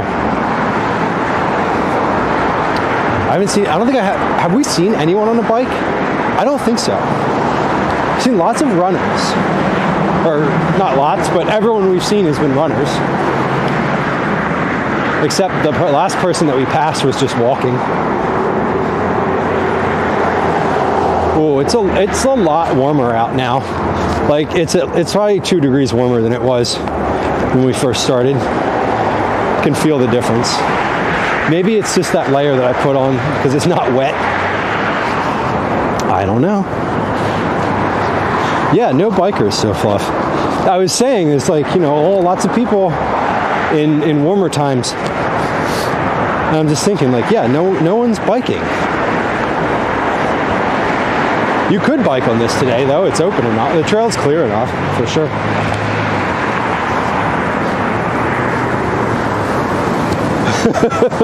Tatsu, massive ads, digital billboards in heavily trafficked areas. Yeah, not a great idea. What state is it? New Hampshire or Vermont or Maine, or maybe all three, or some combination that doesn't allow billboards. And I think it's New Hampshire. And I definitely remember, like, I've been driving there, and it's weird because it's not something that you notice. Like, you see billboards and you kind of blind to them and you expect them, right? But when they're completely not there, it's odd. It's not like it just takes a while until, I think it's, you know, it takes until someone points it out. And you're like, oh yeah, there aren't any billboards. That's wild. Snowy and icy roads, for sure. Keeping people inside today. The fact that it's a work day, a Thursday, it's the first real work week back from Christmas. Probably has something to do with it. The fact that it's below freezing probably had something to do with it. But we're going to take a little walk on this side this time. We went on the other side of that boathouse. We're going to go this way. So here we are. This is the Strawberry Mansion Bridge. An old steel bridge here.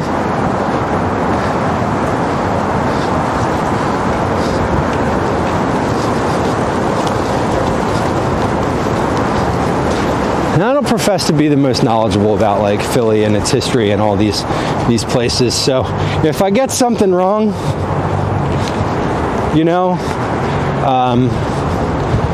just deal with it. Someone commented on the live stream video on YouTube, the Mummers Parade video. They commented several times at different, I'm assuming at different points in the video, to like correct things that I had said and remind and like tell me like, no, that's not what a string band does. Like this is what a comic thing is. And I was just like, yeah. Like it literally says in the description that I don't know what I'm talking about. Like I said it multiple times that I do not know what I'm talking about. Like you gotta forgive me, friend. Next year, maybe I'll know what I'm talking about. No promises. It's unlikely. I make no promises to improve. I'm just making a promise to try. It was, I mean, so if it was, I don't want to say, it was, I was just like, yeah, okay. Like, I get it, man. Like, and they said in the comment, like, I'm a member of, like, this specific brigade or division or, see, I don't even know what it is. They literally typed it out and I responded to it. And I didn't even know what it said. But, like, clearly this person is a mummer and knew a little something about it. Which is fine. I wasn't like annoyed at them. I was like, yeah, you're right. Like, you're right. I don't know what I'm talking about. Congrats. I'll consider all incorrect facts as retcons to the lore. Yeah, I mean, listen, I'm not trying to put misinformation out there. I'm just saying that, like, John Kelly might be Grace Kelly's dad or brother. I don't remember. You know what? We're going to look at the sign again because we're going to pass it on the way back.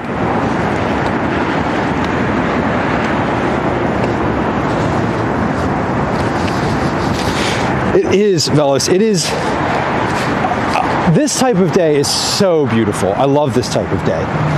This type of day is the best day to be outside and moving, like moving, like hiking, like sweating a little bit, kind of moving. As long as you're moving, it's nice and warm, and the sun keeps you warm. The moment that sun goes down, it is going to be freezing again, though. And right at sunset, it's going to be really windy. It's pretty windy right now.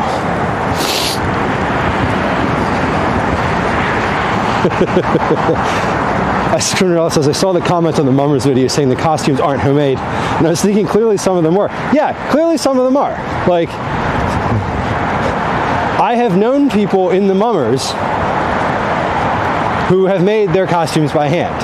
So, yes. Now, the string bands, which I now know what a string band is. Thank you, Internet. And like the competitive groups, like, yeah, they probably don't make their own costume. They probably don't make their own individual costumes by hand. Like, they probably have someone doing that, sewing and costuming, or at the sort of most amateur, I would say, is they probably have folks in the group that have the type of skill to build those things, and they like, spend all year doing it. But yeah, clearly some of them are professionally made, or at least not made by someone in their home kitchen on an individual basis. And like, but like the people dancing around in the painted leotards with the headdresses made out of paper towel rolls, those people made the costumes themselves. Like, I'll bet anything on it. So, like, yes, but also no.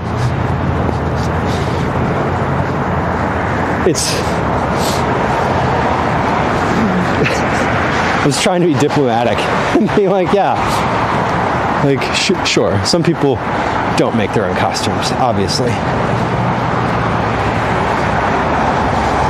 But I was saying to Lexi from the Dynamite Twins in chat while we were lunching about being organized and getting a press pass, and that was one of the things that I was like, this year I tried to get one, but it was too late and I didn't really follow up the right way, and like that would have been quite nice to be able to have that, because then you can just kind of go wherever you want. I don't really want a press pass. I want like an all-access pass, which is different, but I think I can get one next year. I know a guy, and I'm gonna hit that guy up in October next year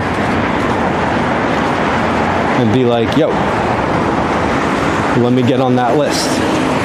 Thanks.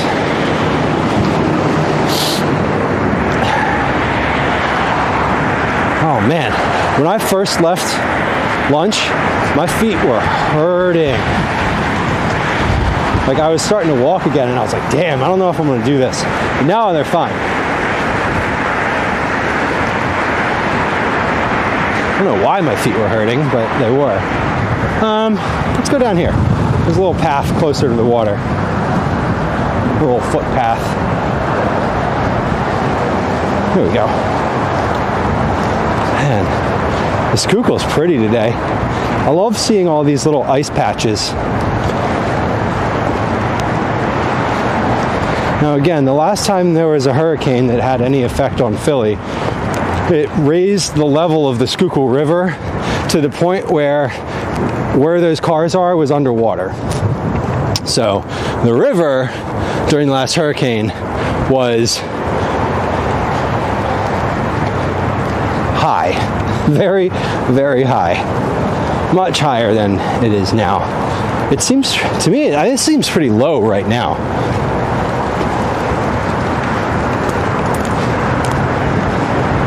Seems lower. I saw some of the like the watermark lines on the bridges as we were walking up.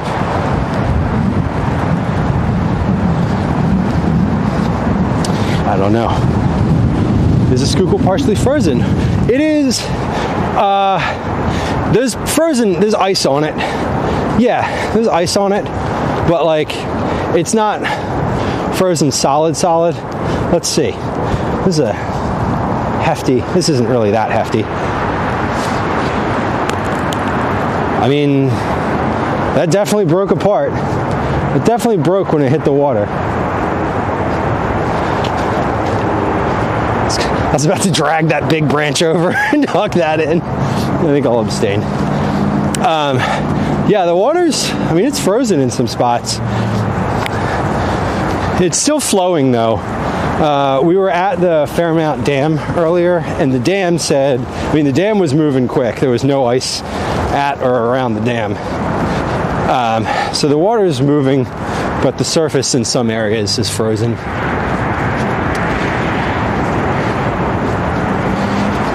It's, I don't think, I mean, because you can see leaves and stuff blowing across it, so it's,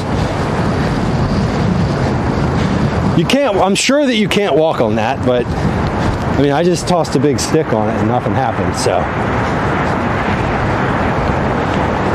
It's pretty out here today, though. A nice little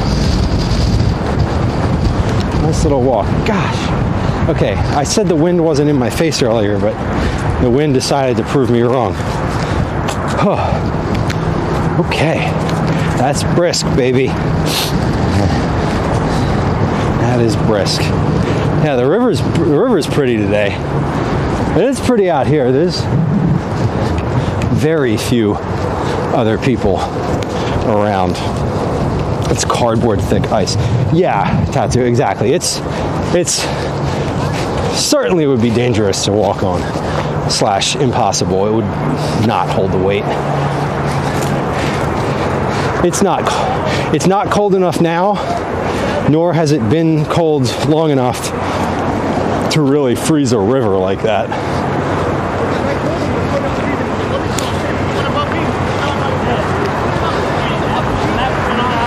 In order to freeze a river enough that you could walk or skate on it, it'd have to be a hell of a lot colder than it's been.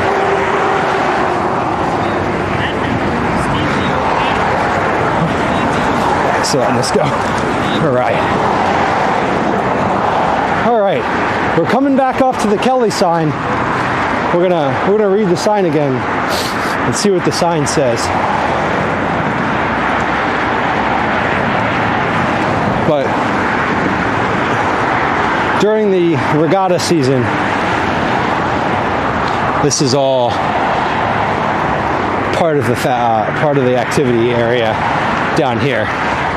And it looks like they're building a new retaining wall against the river and adding what looks like about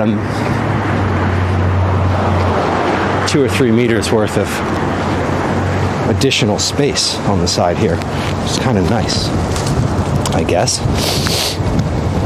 Good for them if it works and it's what they need to make the regattas better. Go for it. Oh, a big ass crane.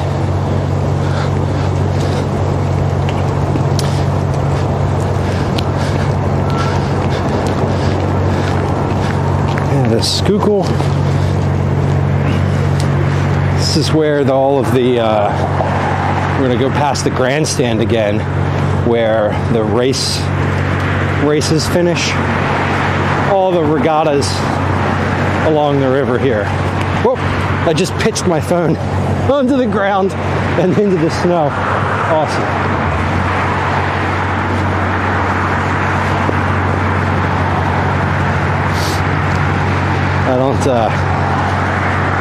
I don't have as good of a grip with these gloves on.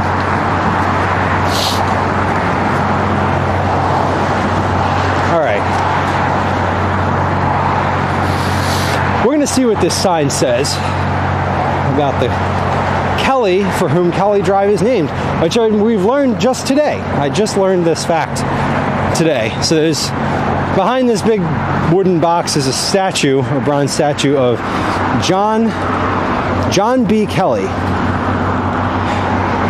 Great champion oarsman John B. Kelly Sr., a native Philadelphian. He's a 3-time Olympic champion in 1920 and 24. He was father to actress Princess Grace Kelly and John B. Kelly Jr., also an accomplished oarsman.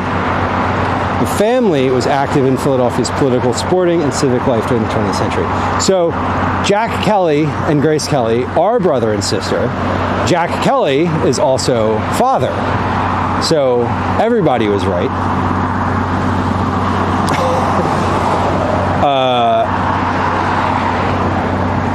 And you can't see the sculpture because it's behind a big box. But Kelly Drive is named for John B. Kelly Sr., Jr. It says it's named for Senior. Or no, it doesn't say it's named for Senior. It says the statue is of Senior. But I assume that Junior was probably part of the Philadelphia political class and is probably who the road is named for. Again, this is the grandstand for watching the boat races as they finish. They finish somewhere in here. doing over here? We got pumping water out. Yeah, they just have this whole thing. The river used to be right there, where this steel dry structure is in place now. And I'm assuming they're just extending the ground. That's fun. Cool. Well, let's carry on our way. Carry on here.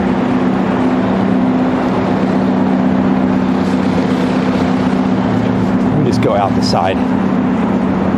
I'm guessing that's where like announcers or someone sit. I don't know. Like I said, I've never actually been down here for a regatta, so I don't really know what all the logistics of it are, but this is where the regatta ends. The finish line right before this bridge.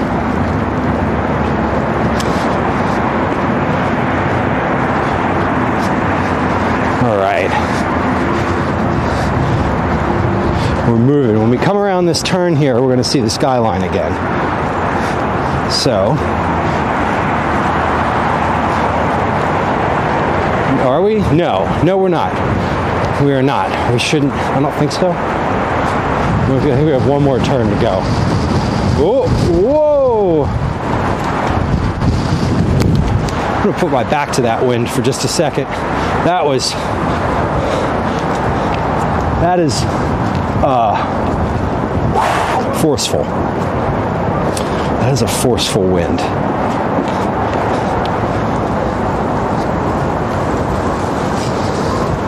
A little runner's inspiration for you there. You're worth every mile.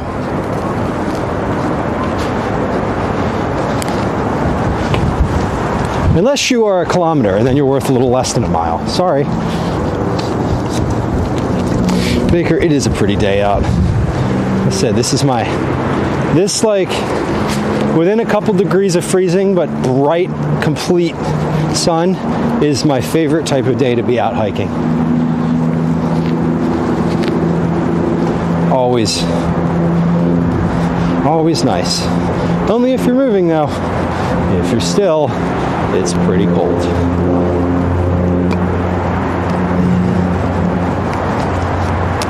We are coming back around. We can start to see the skyline again. There's one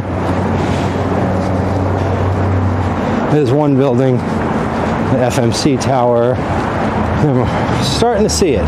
Just peeking over. We're going to go through this next little turn and we'll catch the skyline. Yeah, I didn't want to say that a kilometer was worthless. It's obviously not true, but how to tell you're in America? Because you're worth every mile. And literally anywhere else in the world, that wouldn't mean anything. We're coming in. Here's our geese friends again. Chilling. They've migrated a little bit north of where they were. Just a little bit north. So the sun is to our right now. That is west. Right? So as you're looking in the view that you have on screen, we are looking south towards the city. The sun is in the west, setting in the west to our right. And here's a bunch of geese making geese noises.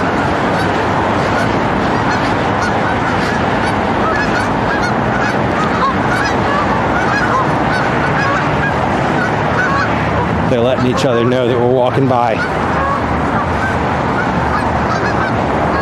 Warmed up to -10.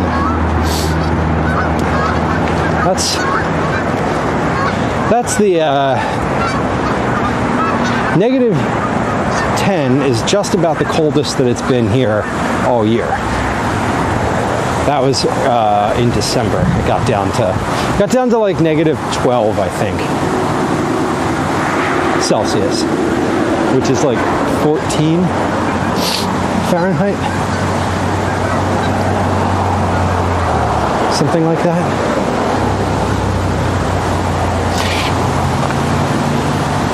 I won't complain about my 43. Again, if that's the coldest it gets near where you are and you're freezing, feel free to complain. And I will again tell you that that is shorts weather. Not quite, not quite. I think 50 is probably the cutoff for shorts.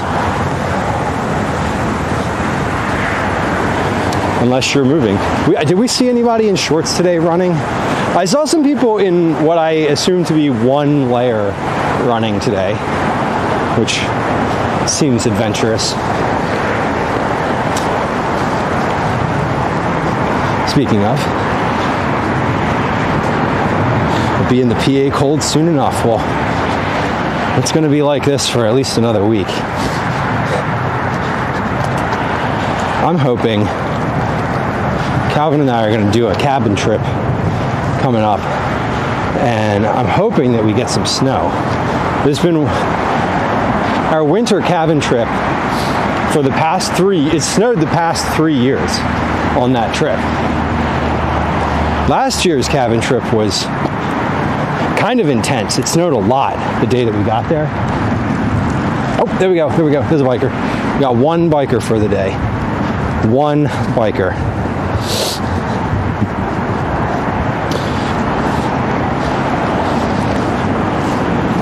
The geese are just like scurrying off the path. They're funny. What are those? There's some gulls down there too. Gulls. Do you know there's no such thing as a seagull? That's not a real thing. They're just gulls.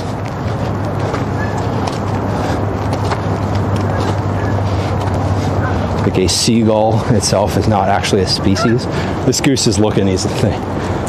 That's a big one. It's like giving me the eye.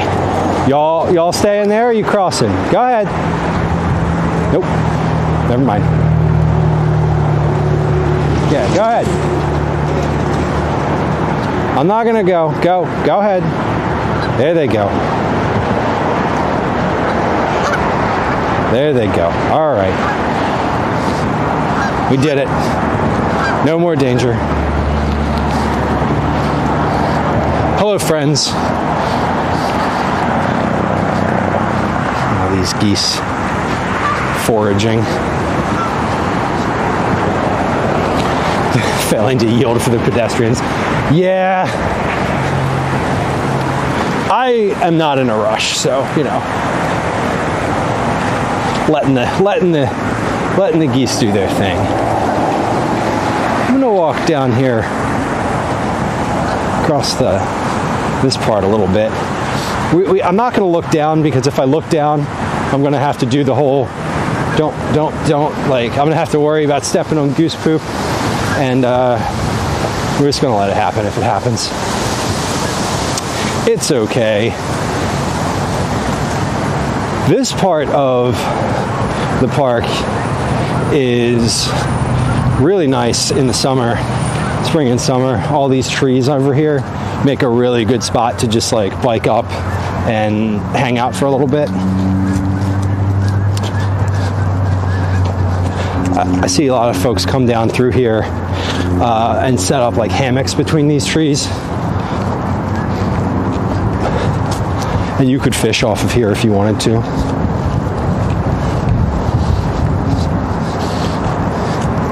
Imagine setting up a counter. We could set up a counter. There's counters for IRL stuff, some IRL stuff now. We have a counter for every time we smell weed. A counter for every time someone says "Go Birds." We have a counter for making a new friend. So like meeting somebody and interacting with them in a more in-depth way. And we have a counter for running into people that I personally know, like from real life, I guess. We don't have a counter for other stuff yet. Open to suggestion. On a normal day, I wouldn't want a counter for bikers on the Schuylkill River Trail because on a normal day, there would be hundreds of them. Yeah, extra smells, I know. Whenever I come home and I've been like out in the world, I think Daisy thinks it's some sort of little treat for her to get that sniff in.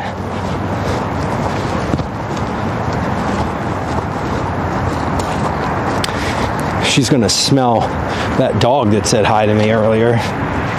And she's gonna wonder what I was up to all day. Oh, a dog counter would be nice though.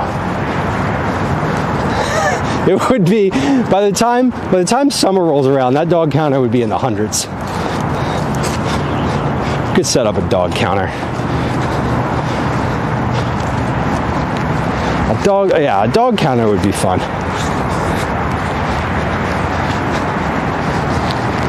But yeah, during the summer, all of this is under canopy. So where I'm walking right now would just be in the shade. And there's little benches spread throughout here. Lots of open green space. Recommend bringing a blanket that you don't care about getting goose poop on one side of.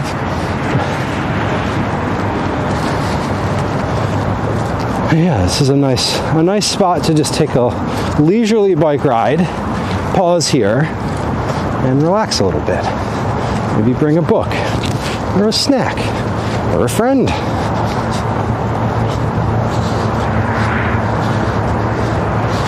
A dog counter. Well, we can do a dog counter. Counters are easy to set up.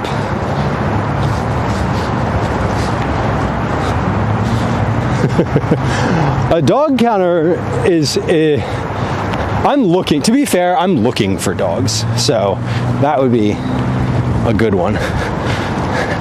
The Schuylkill River, where the ice is just all jammed up.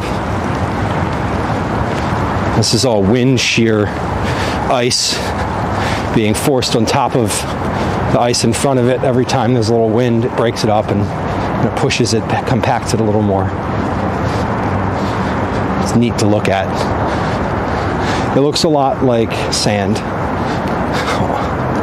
The tops of it look like the beach almost, the patterns, because it's all wind driven. We're making our way back downtown. You can see the skyline here now. So we're getting there.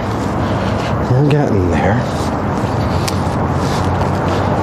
Welcome, hello, for all of y'all who are hanging out. Appreciate you hanging out, coming on a little walk this bright, frigid Thursday. I'm walking along the Schuylkill River in Philadelphia. We're not on this trail itself, but we're walking ostensibly along the Schuylkill River Trail.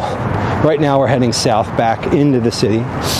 We made it as far north as the Falls Bridge and got lunch, had a little pizza for lunch, warmed up inside, and then made our way back. We're getting there. We're getting back towards the city. And you can see the skyline now is just about to emerge. When we come around this next turn, it's going to be there. The city's going to be huge right in front of us. Here's a heads up, a little heads up, if you're not a subscriber, if you're lurking and just listening, there's going to be an ad in about a minute. It's going to be a 3 minutes in duration ad. So just a little heads up that that's coming. If you joined at some point and you're new to stream, you didn't get a pre-roll ad, well, here's your ad. We run them every hour instead of doing pre-rolls. So heads up, that's coming up in about 30 seconds here. Maybe a little longer. And then we'll be back. Still be walking. Still be outside. Not much will have changed.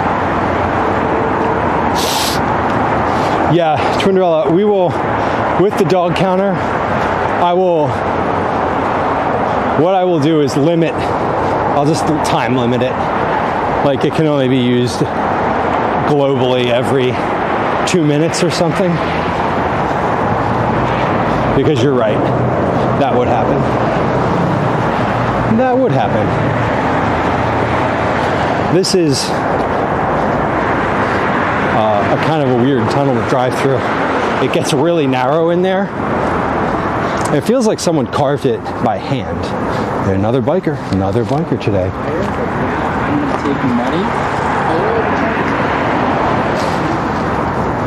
This rock is really cool though. The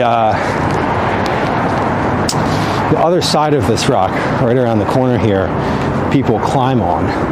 So it's not uncommon to see people with crash pads right underneath it here, doing some bouldering on this rock, and you can see on here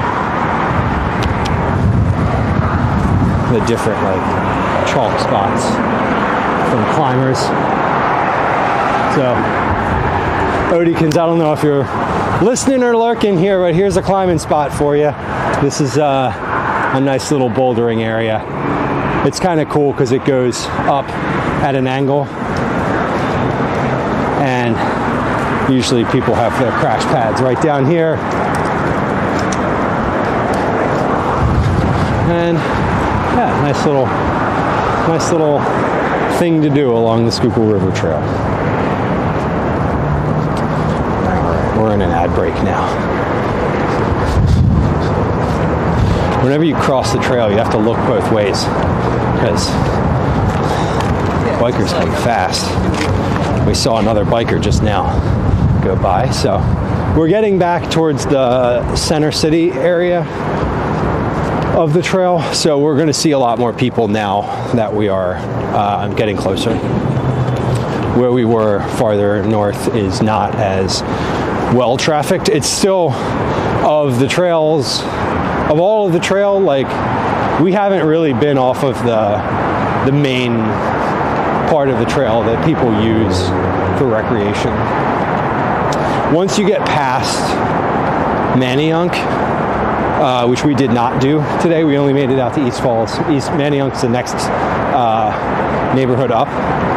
Once you get past Manayunk, there's far less people, and it opens up a little bit more.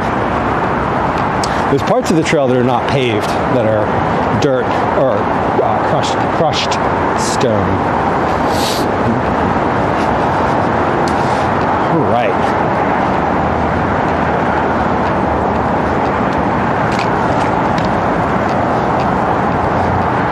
Let's go down to the right here, this little area.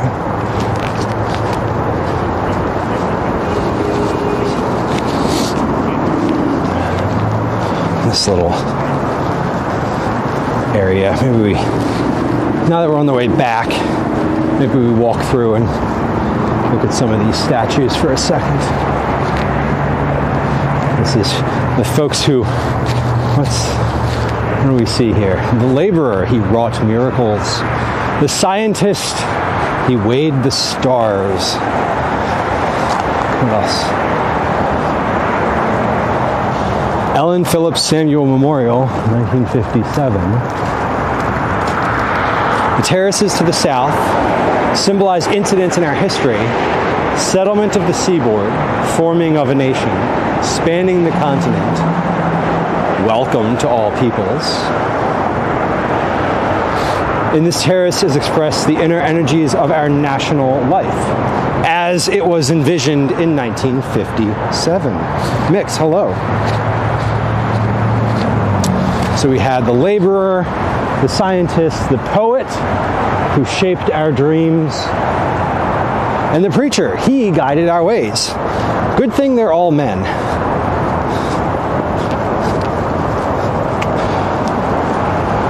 I'm just kidding. Just like to be clear, that was me making a joke.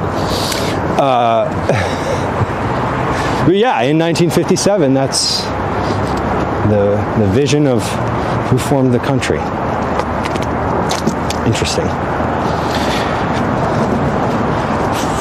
Fascinating. And then this plaza here is the same thing, just a little farther south.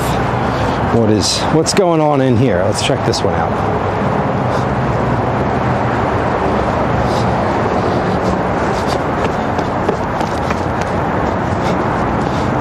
These are like massage stones on your feet. These little like pebbles.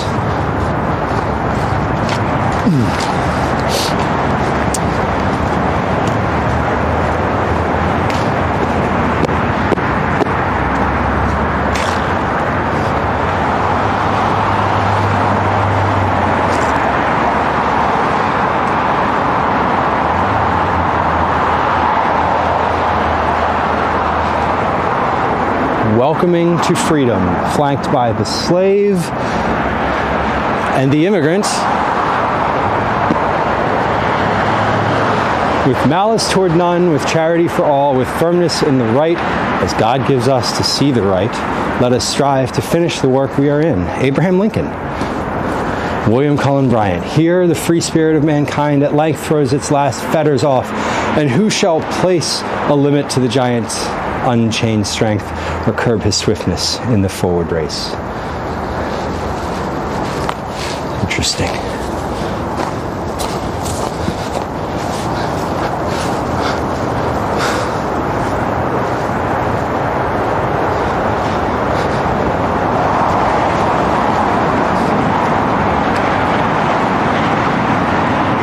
What do we got on this side of the plaza? This statue is always a little bit weird to look at. Like, I'm not really sure. There's a person on top of an anchor riding an eagle. Spirit of enterprise.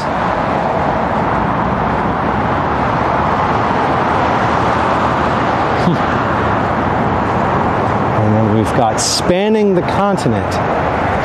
So the expansion of the U.S. The plowman and the miner.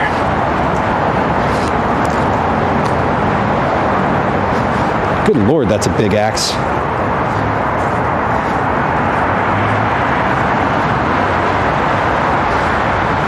Spirit of lanternflies. No, I did not. I said spirit of enterprise, which is the name of this statue. Spirit of enterprise. Are you going to show us the Rocky statue? We could go back to the Rocky statue. We looked at the Rocky statue a couple live streams ago. I went by it outside the art museum. It is on our walk back. We could walk by the Rocky statue. Y'all want to see the Rocky statue? We could do that.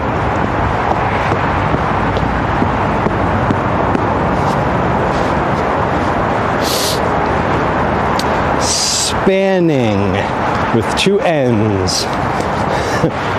Spanning the continent started in the 2000s. Spanning the continent happened much earlier. So all these three plazas are sort of all part of the same set of historical stuff. The birth of a nation, the statesman,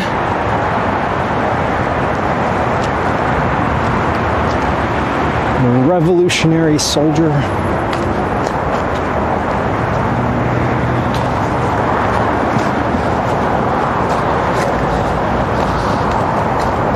the Rocky statue can be on the way for sure.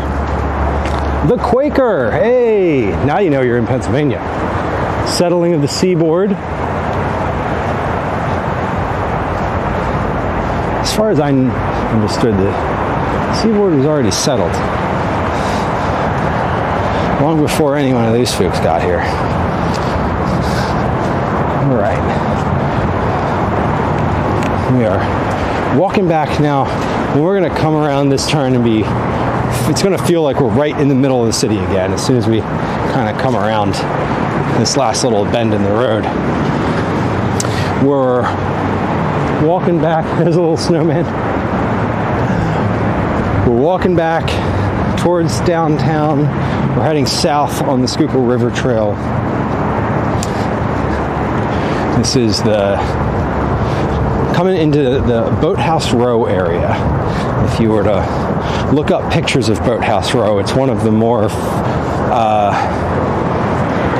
it's like when you go into a Philadelphia gift shop and you look at the postcards that they have available, Boathouse Row is usually like a pretty prominent gift card, or postcard rather, not gift card.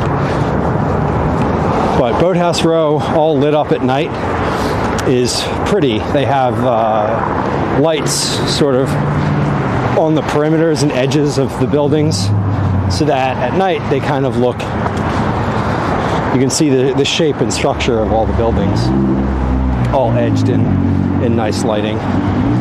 It's pretty. It's pretty. The best view of it is when you're stuck in traffic on the highway over there.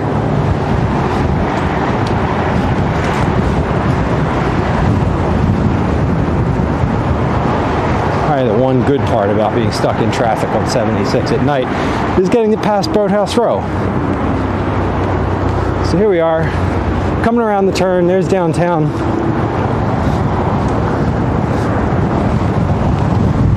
There's downtown again.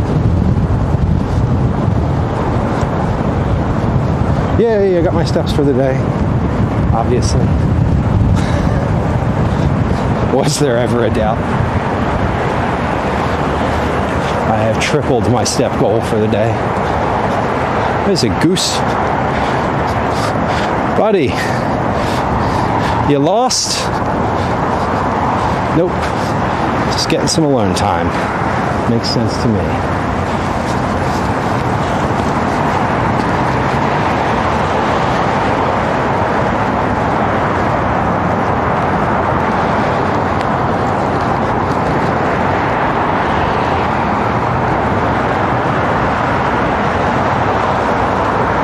These are all still functional boathouses.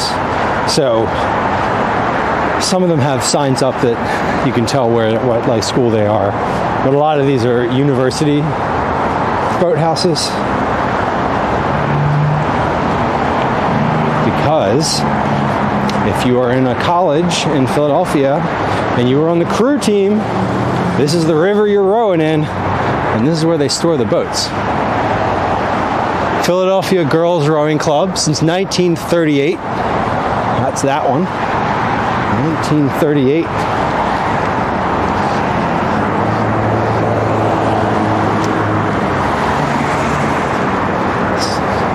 Doesn't have any. Yeah, and if you look in the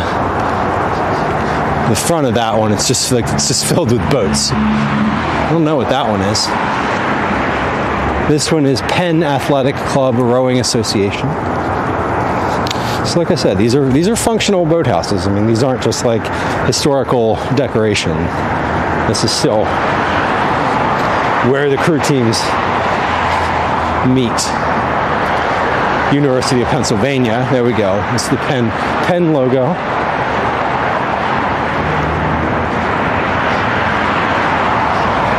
Yeah, let's take a look inside. Let's take a little peek inside here. Hopefully no alarms go off. Yeah, I mean, you can see the inside of this is just boats, and then it opens on the other side straight out to the river, and like from the garage you like launch your boat right into the river. Pretty neat.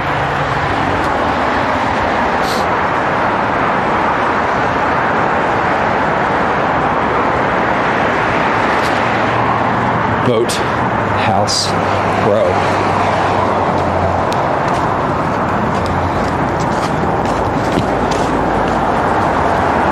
There you go, 1865. the Malta Boat Club.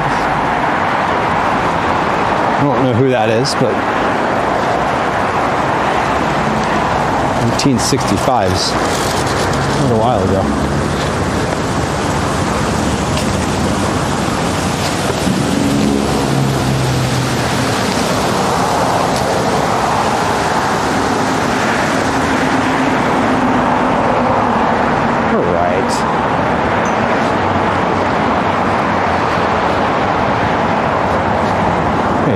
Drexel, flying the Drexel flag. Drexel crew. The Bachelor's Barge Club, oh my God.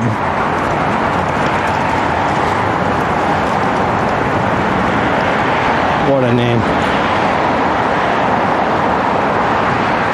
1853. All right. That's old.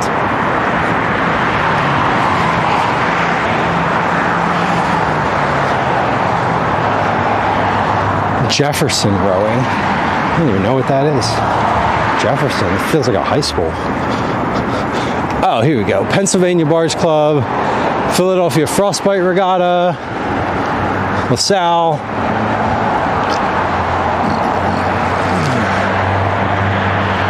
Schuylkill Navy.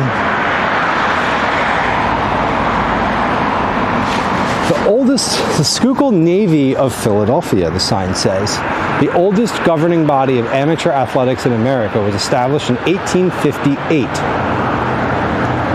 Rowing club members have participated in competitions at local, national, and international levels. Three-time Olympic gold medalist John B. Kelly Sr. served as Commodore.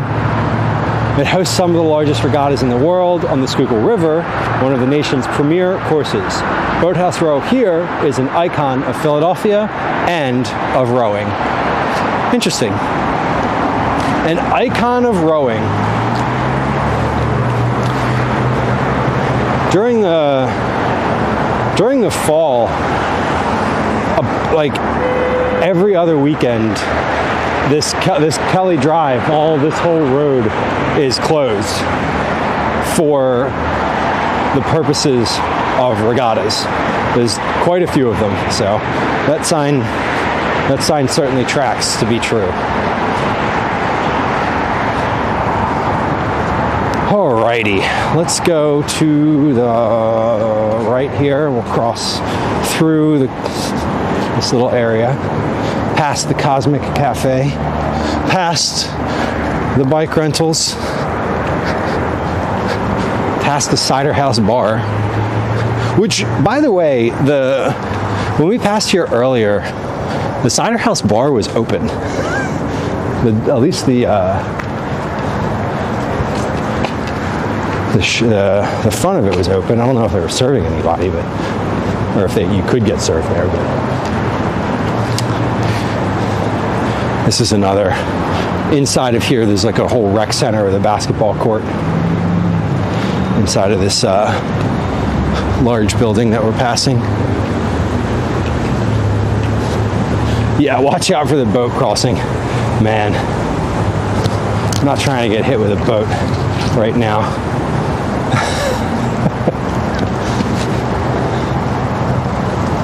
Okay. We're going to walk around the art museum, and we'll check out the Rocky statue out front.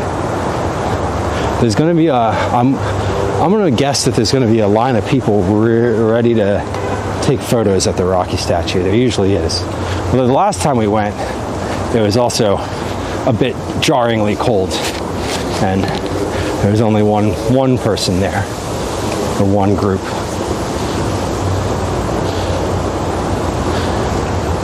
Thanks, fellows. I just got this for Christmas. It was something I wanted. I wanted a nice wool overshirt, essentially, and it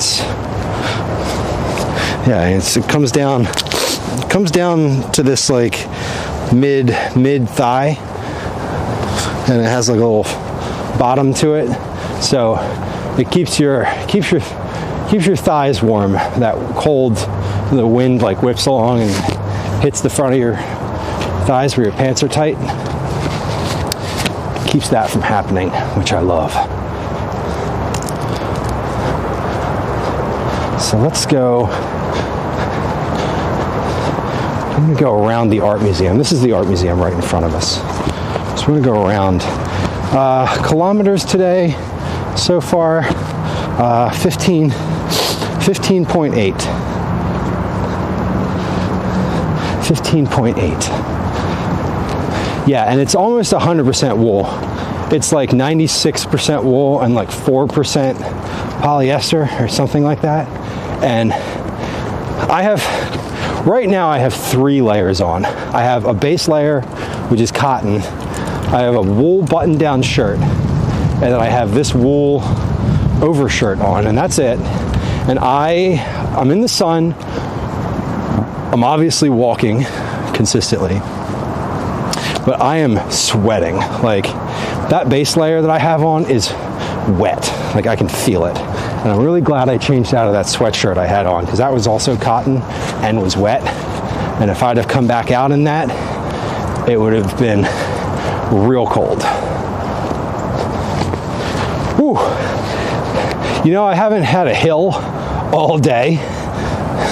There's been no hills. This is like entirely flat. And like this little hill right here, just from there to where I am, I can feel it in my legs. Different muscles just got activated. They haven't really been firing all day. Feels good. Feels good. Yeah, if you grew up having winters, you know the value of layers and wool. Wool is so good because it retains its insulating properties even when it's wet. So you can sweat through a wool shirt and you'll still feel warm. Maybe a little less warm, but it'll still feel a lot nicer than a cotton shirt. Now, can I get around the art museum here, or must I go down? Is there a path? So I don't want to go through. I can't go through unless I pay to get in, which I'm not going to do right now.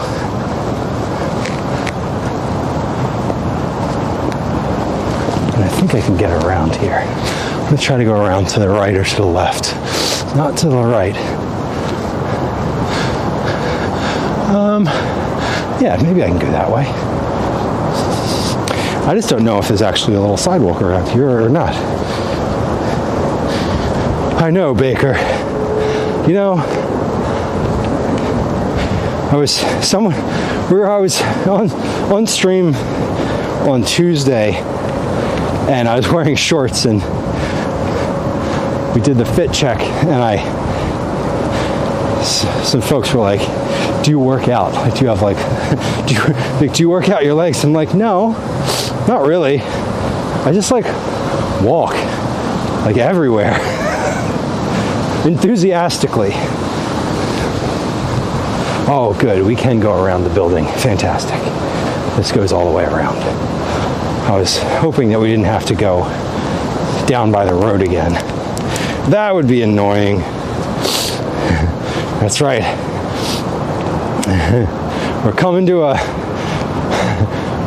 a museum. What kind of museum? A big museum. Can't go over it. Can't go under it. I was going to say can't go around it, but we can go around it, and we're doing that. Got to go through it. Tromp, stomp, tromp, stomp.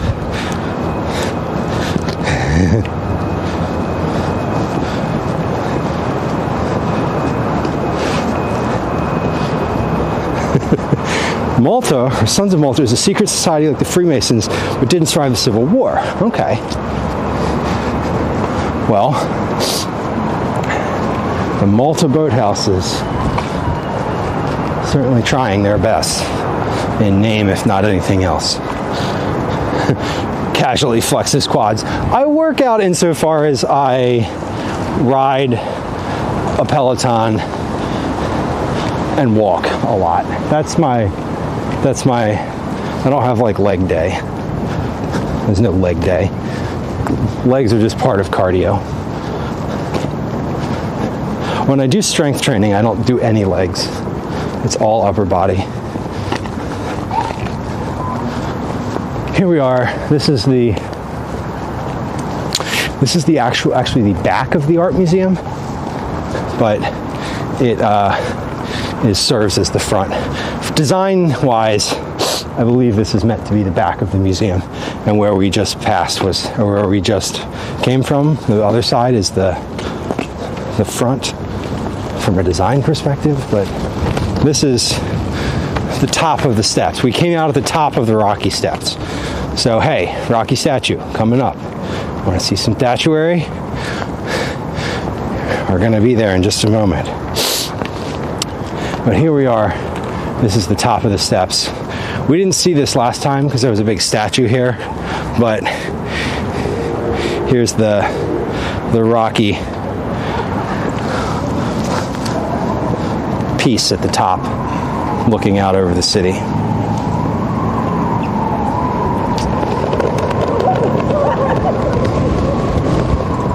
It's cold today.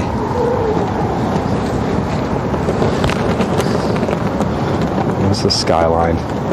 Very pretty. Let's go down and look at the statue. The hell with going in the art museum when we can see a bronze statue of a fake movie person out front.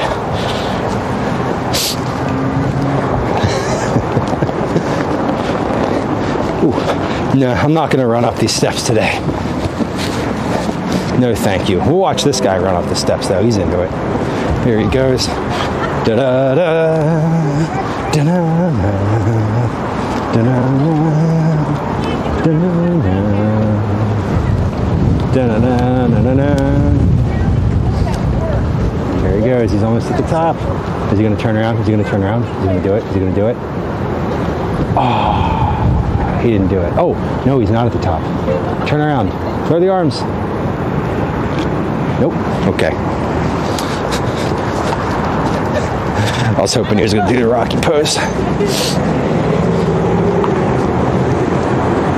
He didn't. Oh, well. All right. If you want to see the Rocky statue, we're coming up to it. Better get ready. Better get ready. Yo, Adrian! Right? We're here. Here we are. We're at the Sly Stallone shop, the official brand of Sylvester Stallone. Sheesh. Nice. Zach, hello. Good day. Good day. Sea Films, hello. I'm doing great. Rocky just really wanted to go to the art museum. I bet. I bet. Here we go. Here's the Rocky statue. This is it. This is the one that everyone comes and takes pictures of and lines up for.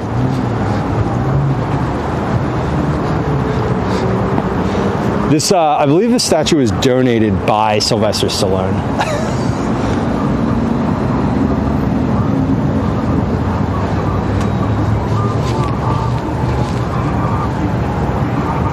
It's not how hard you get hit. It's how hard you can get hit and keep moving forward. That's how winning is done. The statue is dedicated to the great city of Philadelphia and the brotherhood of its people. Sylvester Stallone, 2006.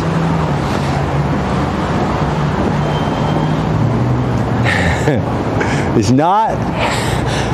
not how hard you hit. It's how hard you can get hit and keep moving forward. Damn. That's deep.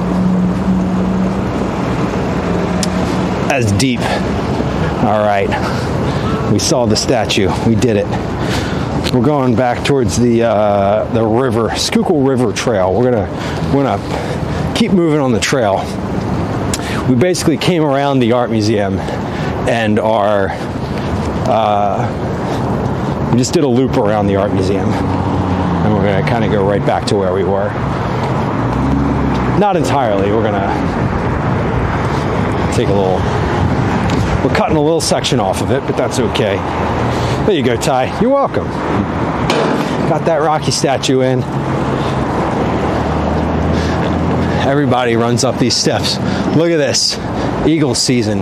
We got the Eagles players real big along the steps there. I don't know which players those are, but they look fearsome. They look fearsome. Is there a crosswalk up here? Please let there be a crosswalk. There is. Okay, thank gosh. Oh, and they have to yield to pedestrians. That's right. F you, coming through. Coming through. Go birds. These guys are gonna go. They're gonna go. You're gonna move. Go ahead. Everybody, go ahead. I'm gonna wait to cross until this little flow of traffic comes through. Hit the button.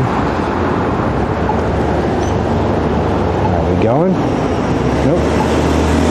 Going now. Great. That crosswalk puts me where?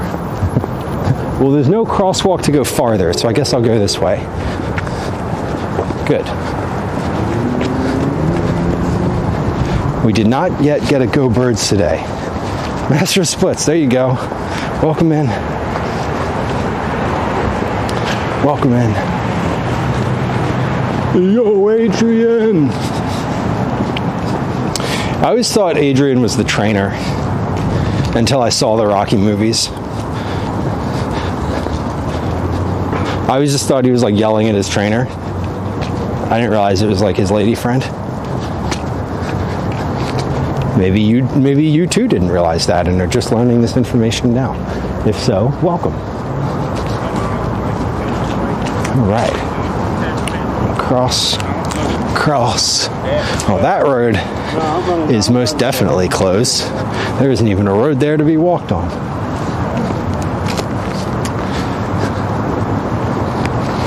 We're almost back. We're about 10-15 minutes away from being back to very near where we started. It would make that relationship more interesting. If she was his trainer, or if wait, which one would be more interesting? If Adrian, his lady friend, was his trainer, or if his trainer, old guy, was his lover? I think both of those would be more interesting and in very different ways. Both of those might also actually be true. I mean, we didn't like follow him the whole movie, right? It's just a slice of his life, you know? Who's to say? What was his trainer's name? I feel like it was Butch or something like that. Was his trainer's name something like aggressively masculine?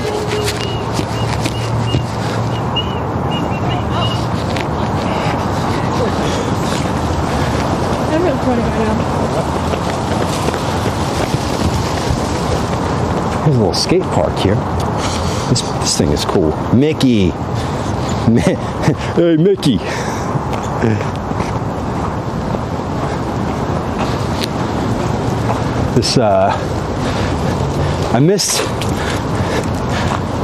I had already stopped skating for several years when they built this skate park, but if I had been a kid in the city of Philadelphia as a teenager, this would have been the spot to hang out, like, for sure.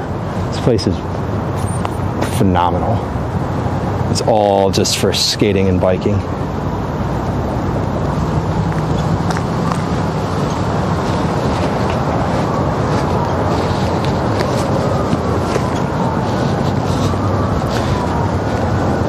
Skating and biking and rollerblading and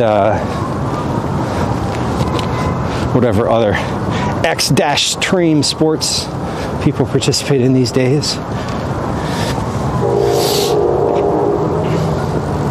There's a Hello Kitty. It says Hello Kitty thongs. Okay. Noted. I'm unsure what that means in the context of the graffiti, but fun. What if Rocky had had a love triangle? I mean, I'm positing that it was possible. Rocky seems like a bit of a sadist. It's not how hard you get hit. Or it's not how hard you hit, it's how hard you can get hit and still get up. All right then.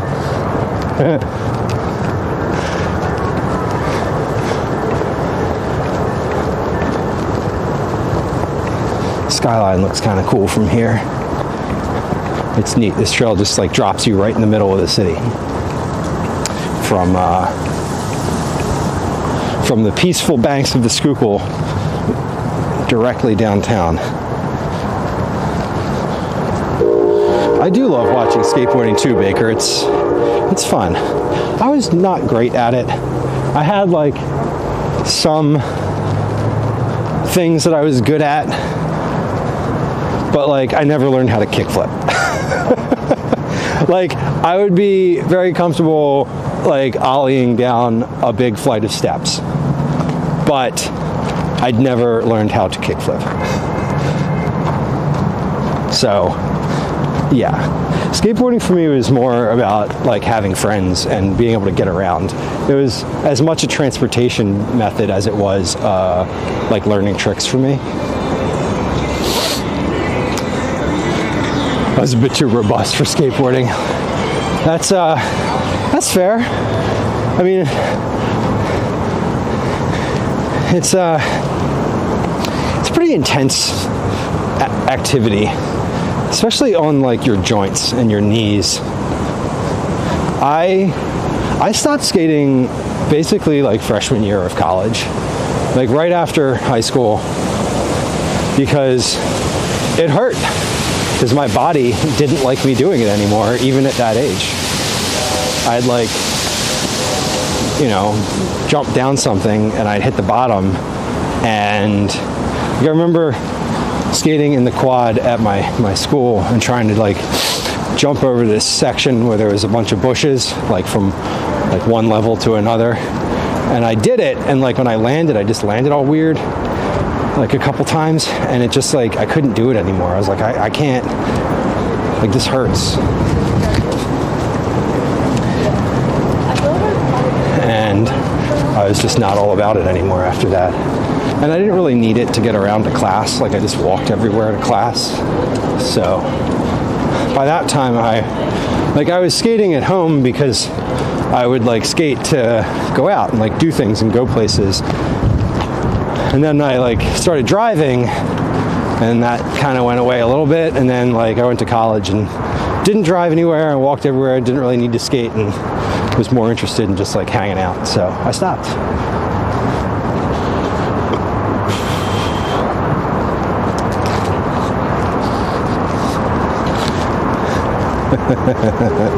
Punch raw meat. Punching, several of those things would be available in the Italian market, like without question. They might actually, no, it would not be without question. They would definitely ask questions. But with some convincing, they might let you hit the raw meat hanging up. I don't remember the song Kick Push. I'm not familiar with the song.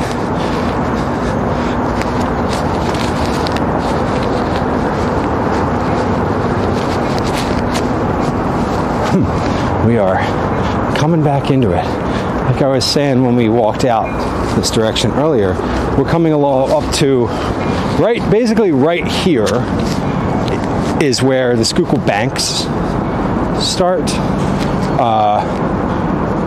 Basically like a little bit larger of a green space right in between the trail and the river.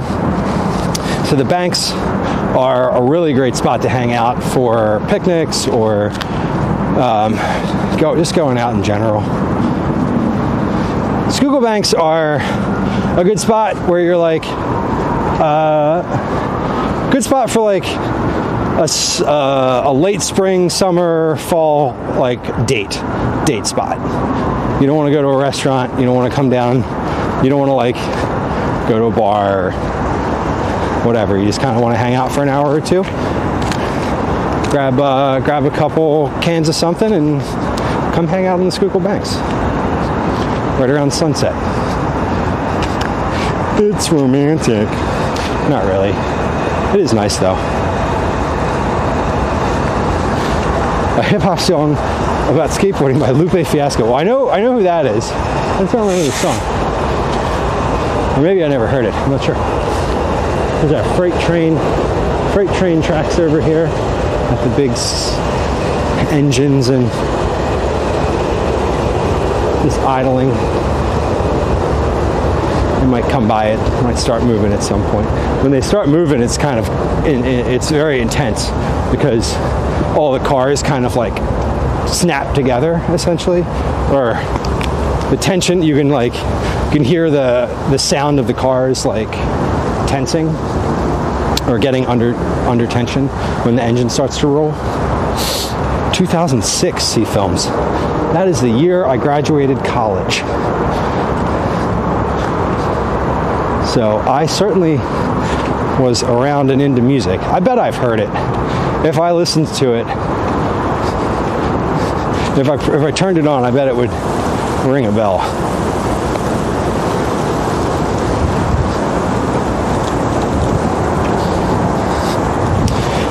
Oh gosh. It's the sun's getting lower. If we were here for about another hour, we'd be here for sunset, in fact.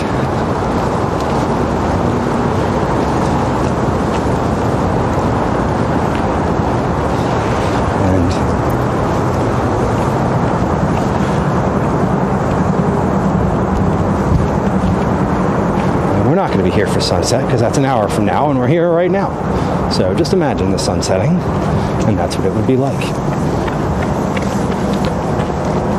Maybe nicer, maybe not, who knows?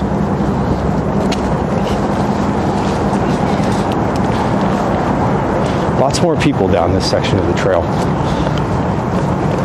Like I said, this is the most trafficked part of this whole trail, I would bet. It's because we're right near so many things. Like right now, JFK Boulevard, which is the bridge we're about to pass under, is essentially like JFK goes right around City Hall. Market Street, which is the next bridge, goes directly to City Hall. So we are very close to downtown Center City area. We have a poll in chat. We have a poll in chat if anyone would be interested in answering. What should I do that resembles Rocky? Run through the Italian market. We have been through the Italian market, but we did not run. As I've established, I am not much of a runner. Yell Adrian out loud, which is achievable basically anywhere. Drink raw eggs. That's a. Do I have to shadow box first, or can that just be? There's a dog. Hello, dog. Hello, dog. Cute dog.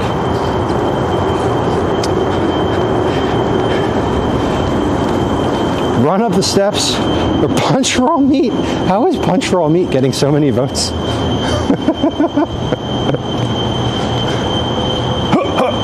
Just punching meat.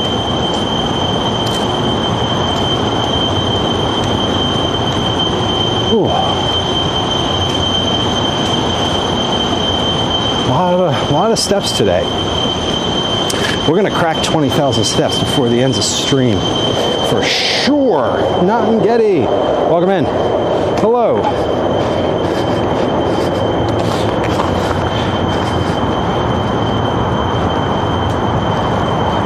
Yeah, we're back here, back along the river now. It's kind of cool. This river goes well north of the city, and some of the places that we camp are just off of the Schuylkill, there's one place in particular that when we're getting there, right, we drive for like 2 hours, and then we turn off the highway and go through some like side area roads and whatnot, and then right before we get to the place, we cross the Schuylkill River on like a small little bridge. And it's funny because it's like the same river, you know, and like if I was in a boat, it would be a lot easier to get there. It does have to be hanging meat, Tatsu. Yeah, I agree. My vision is that of like, you know, a hanging carcass of some kind.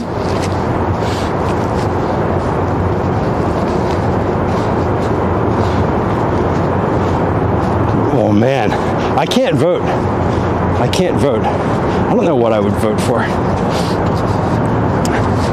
I don't know which one of those is. I don't know which one of those is where my heart lies. There's another dog. Hello, dog. Hello, dog. That looks like a little wolf dog. Pretty.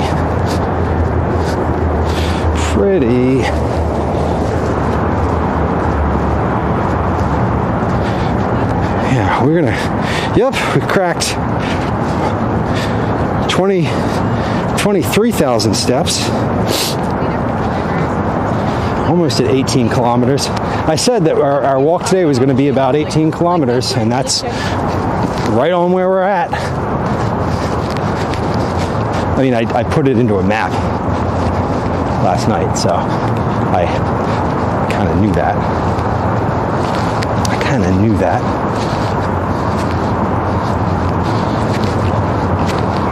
All right. Is this poll still going? Last little bit to vote in this poll. What's going to win? Currently, raw eggs and raw meat are winning. And I'm just hearing ODB in my head.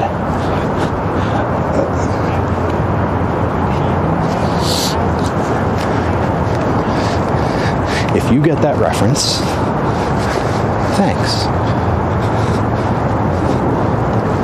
Or congrats, I suppose. No, maybe not thanks. What would I vote? I would probably vote for the raw meat myself. It seems fun. I would not vote for the raw eggs, I'll tell you that. I'm not a fan. But here's the Schuylkill Banks, like, proper. This is sort of in the summer evenings. This place is packed with people. All blankets and hammocks hung up. Just sitting around. There's some benches out here. It's really quite nice. And then you can see the sun's going to set right over here, and it makes a nice little scene. Is there a butcher shop nearby? You know what? There is. There's a butcher shop. There's a couple. There's one specific one that is just a butcher shop. Right. Well, here's where we put in earlier. We're back to where we started. Look at that. And you can't walk across the tracks here right now because there's a train in the way. I got the gate closed.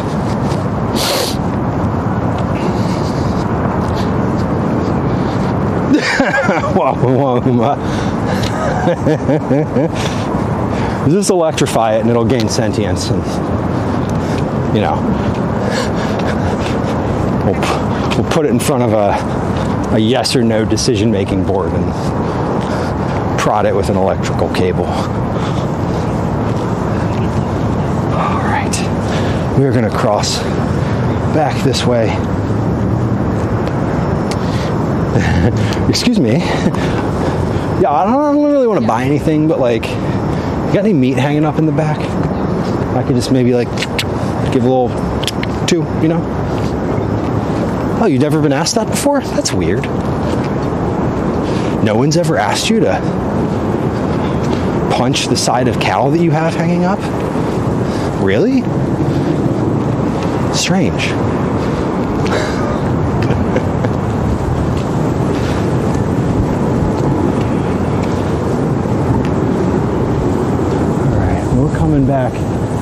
See, from here, there's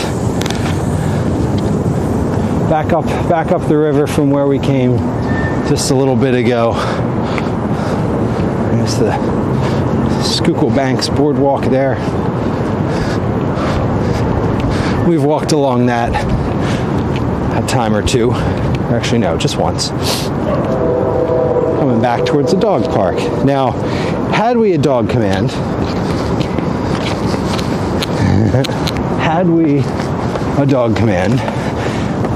we would not use it near the dog park because there's too many dogs at the dog park. That would not be fair. We couldn't do that. We couldn't do that. But here is the dog park. I'm gonna see if anybody's here. We got one lone dog in the big dog section. We got 2 little dogs in the little dog section. We love it. I love it.